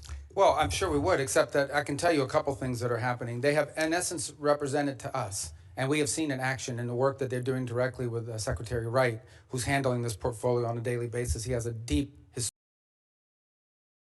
historic and career knowledge of this field, is that on all of these things regarding natural resources, their preference and their partner of choice moving forward will be the United States and Western companies. That's what they intend to do. As a point of example, and I said this earlier in the hearing, you may not have been here, today they used to get 100% of their diluent. They have very heavy crude, and so it has to be mixed with light crude in order to make it, refinable and movable. And they were getting 100% of it from Russia, primarily because of sanctions. They prefer to have ours. Why? Number one, it's closer. Number two, it's higher quality. Today, 100% of that diluent is coming from the United States. They were involved in a very complex gold market in which they were mining for gold and silver, and it was being exported almost entirely through Turkey. And we believe the Iranians were using that as a laundering operation for themselves ultimately as well, potentially. And certainly know that they had an interest in the oil industry as well. We are on the verge of a process in which that will be sold through U.S. markets in a legitimate way that won't go to finance and support. I think we'd like to apply that model to various things. But the end goal in all of this is, number one, not to spend any American money, and number two, for Venezuela to have a normal, legitimate economy that's not benefiting cronies, that's not benefiting corruption, and is not benefiting our geopolitical adversaries. So far, the interim authorities have expressed a desire to cooperate with us on all of these fronts. You identify an area you want to work with, they say yes. And we're making progress on all of it. We've faced no impediments to date in regards to expanding that relationship. Yeah, thanks, Secretary Rubio, thank you. And maybe we'll talk with Secretary Wright. We think there may be some workarounds in terms of what's happening there with some of these petroleum byproducts. We call FlexiCoke, has vanadium, and something we could talk with Secretary Wright, which absolutely would be something they're trading right now to our adversaries like Iran, Iranian proxies, as well as the Russians. But thank you, and we're off to a great start, as you say. We're playing a long game here, and you're playing it very, very well. I want to pivot now to EU energy. I chair the subcommittee here in this committee for Europe. Next, we're going to have a hearing. We're looking about having a conversation on EU regulations that are hindering energy security, that's benefiting now, of course, the Russians and hindering the development of alternative supply chains. Mr. Secretary, here's my question. As Russia continues its war in Ukraine, how important is it for Europe to develop a pro-energy posture to ensure they have energy security? Well, I would argue that one of the reasons why we have a war in Ukraine is because Russia thought they could get away with it because of how dependent Europe was on them for energy. And they felt there's no way the Europeans are going to come hard at us because they're too dependent on us for energy. So I think most certainly it served as a contributing factor to the war happening, among others, obviously. The second point is the point the President's repeatedly made. We love Europe. We want Europe to be strong. We share a lot of common bonds, both through history and culture and also through our alliances. And part of our concerns is that Europe is becoming increasingly vulnerable when it comes to their energy supplies. Increasingly vulnerable both for domestic economic growth, which will allow them to sustain investments in defense and be more reliable partners, but also vulnerable to Russian oil and other things of this nature. So we are concerned, though it's not our decision to make, we are concerned that EU policies in general are leaving Europe more vulnerable at a time when they should be getting stronger in their ability to resist pressure from both Russia and China. Secretary, thank you. And we hope to have that discussion next week at the subcommittee level. Last question is back to one of my favorite topics, back to Central Asia. We had a great dinner at the White House with the 5 Central Asian presidents that you were at, President Trump, as well as Vice President Vance. I had an honor to be there with you all. They're making a major shift right now in terms of having a closer diplomatic and economic relations with the United States. That all fits in part of the geopolitical puzzle, which relates to energy supply as well. Here's my question. How important is it that we end these Jackson-Vanik trade restrictions as it relates to our relationship with Central Asia? And for background here, Senator Murphy and I are co-sponsors of that bill. We hope to actually get this done and on the president's desk. It's an ancient Soviet-era restriction that is not relevant at all, but frankly is hindering our relationship with these important Central Asian. Yeah, no, we agree. We agree, and that, like I said, one of these areas that you've been focused on for a long time. Ambassador Gore, that, as you know, is in India, is also an envoy to these 3 countries, just came back from Tajikistan a couple days ago. So I think that absolutely we would like to see that because it would allow us to do even more. Yeah, great. Thank you. Chairman. Thank you. Senator Rosen. Thank you, Mr. Chair, Ranking Member, and thank you, Secretary Rubio, for being here. I'm going to get right into it because I want to build on Senator Van Hollen's line of questioning. President Trump pardoned the former Honduran president after he was convicted of trafficking roughly 400 tons of cocaine into the United States. Cocaine that contributed to the deaths of tens of thousands of Americans year after year. Yet the president and his cabinet authorized a military operation to capture Nicolas Maduro in order to arrest him for virtually the same crime. So, yes or no, because I have a bunch of questions here. To the best of your knowledge, was Hernandez convicted of trafficking approximately 400 tons of cocaine into the United States? I'm not involved in the pardon process. I can tell you. No, I'm that the just asking president- if Yeah, but I don't do yes or no. I don't play games. This is not a game show. Do you know okay, so I'm just going to tell you So I can answer your question because I know what you're getting at, but go ahead. He was ask. convicted. I know. The president felt that he was unfairly treated. I can't give you much insight because I'm not involved in the pardon process. Would you not concede? Can you not understand how the American people and how the world are clearly going to be frustrated by the hypocrisy of this when one man is convicted and pardoned and another man captured, and how it undermines the United States' credibility on the world stage? But the difference is that, again, I can't opine on the specifics of his case because I wasn't involved in the pardon, but he was not a sitting office holder. He was not even the president of Honduras when that decision was made, either to convict him.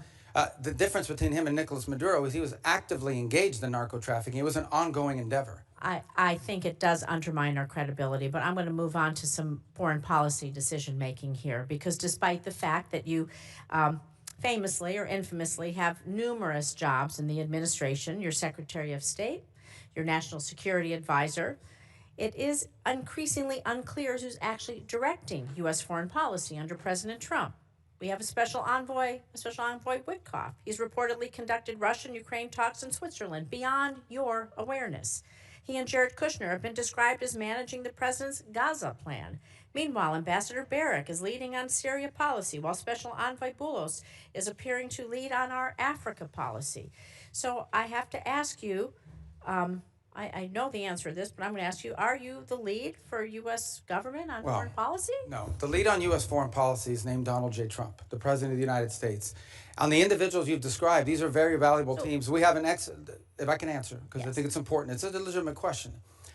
I have the distinction, but I think both the benefit of being the National Security Advisor and the Secretary of State. As National Security Advisor, my job is to coordinate the interagency function of national security, and that involves foreign policy.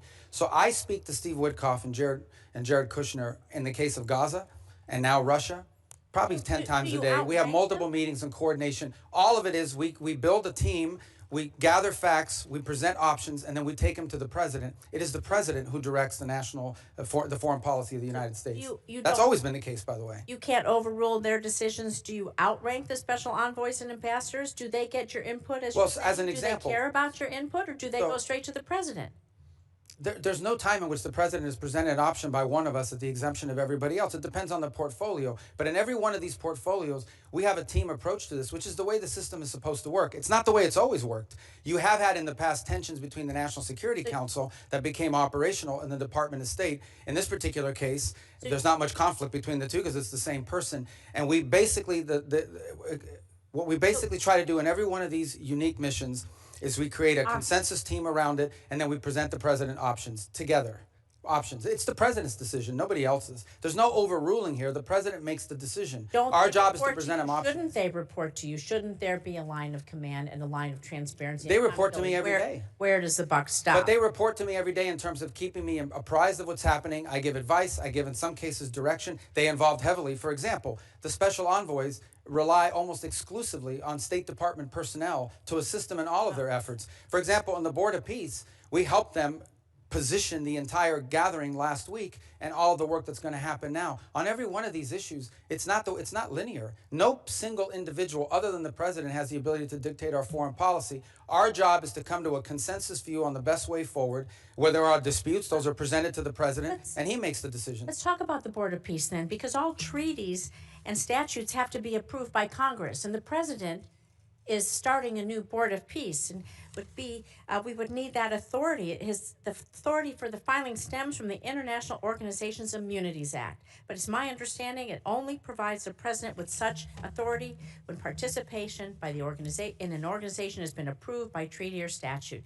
Treaties and statutes must be approved by Congress. So when will the administration be requesting Congress pass legislation to authorize the president to extend this benefits to the Board of Peace, creating the Board of Peace, and when will it be sent? Well, actually, the Board of treaties Peace was to be chartered and set up by the UN Security Council through a vote of the UN Security Council as the deliberation. So it's an international organism recognized by the Security Council of the United Nations, which is something I think many of you should be supportive of the fact that we're doing. The President is claiming his authority is from the International Organizations Immunities Act, and this law only provides the President authority when U.S. participation has been approved by treaty or statute. I know my time is up. Please consider working with us to do these things. You know what it is to be a senator. You know what that collaboration and cooperation mean. And I think that all of us expect that respect from you and would really appreciate it. Thank you. Thank you, Senator Rosen. Secretary, you've been very generous with your time. We have just a few comments to wind up here. Senator Shaheen. Yes, I agree. Thank you. I hope that you will come more often before this committee. But I just wanted to clarify a couple of things. One is that under the CASE Act, the State Department is required, as are other agencies, to give documents like the one that Senator Schatz was raising for the agreement between Venezuela and the U.S. to this committee. We have not yet received it, so I hope that we will see it in the near future. The other thing, with respect to the exchange between you and Senator Rosen, I can tell you that we have, as the minority staff, requested on multiple occasions updates from the State Department on the special envoy's negotiations on the Ukraine war with Russia, and we have been denied access to any of that information. I would hope that, number one, that would be available, because I think everybody's interested in trying to support efforts to end this war in Ukraine. This should not be an adversarial position. And number two, I would also hope that, like Senator Curtis, that you would be willing to have someone from state come before the committee. We have not had a hearing on negotiations over the war in Ukraine since I've been on this committee since the president took office. And so I hope you will make that commitment to have state come and be part of the hearing on the war in Ukraine and the negotiations there.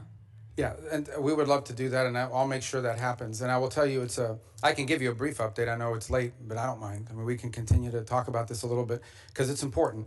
It's a very fluid situation, unfortunately. I mean, as you know, it's moving very quickly. My sense of it is that for the most part, I discussed the security guarantees piece, which was part of a meeting and efforts that took place in the early part of this year. I think the one remaining item remains the one you're all familiar with, and that is a territorial claim on Donetsk in particular. And I know there's active work going to try to see if both sides' views on that can't be reconciled. It's still a bridge we haven't crossed. It's still a gap, but at least we've been able to narrow down the issue set to one central one. And it will probably be a very difficult one, but nonetheless, it's one that work is going on. There was a meeting late last week in the UAE, which I think for the first time in many years, trilateral, involved the U.S. presence.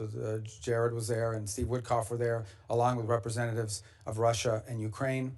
They were going to follow up talks again this week in that regard, bilateral. There might be a U.S. presence, but it won't be Steve and Jared.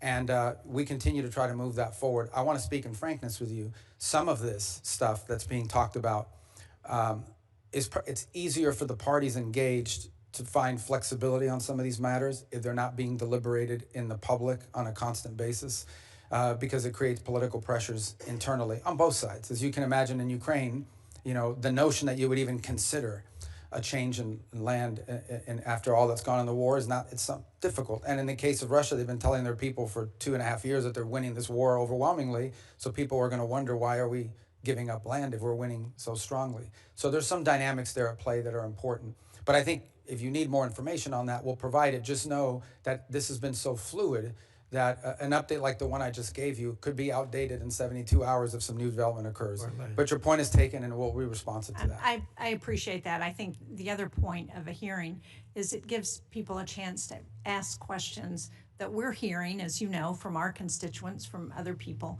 and try and get answers. And I appreciate that it's a changing dynamic and that that's always going to be the case, and that there are issues on both in Ukraine and in Russia with respect to what comes out in public. But given the amount of money that the United States has put into supporting this effort, given the support among the American people, and given the support in Congress, it seems to me that we owe people the ability to have a public hearing and to ask questions. Thank you. Thank you. I appreciate that. Secretary Rubio, I don't answer this question if you don't feel it's appropriate, but did I understand you to say that the portion of the discussions regarding settlement in Ukraine, regarding security for Ukraine, are essentially agreed to by both sides? Because that's news to me, and it's a big news item if that's a fact. Well, I think you could argue they're agreed to from our side of the equation. There's obviously a Russian dynamic at play here, and of course, any security guarantees would come into play after the conflict were to end. Of course.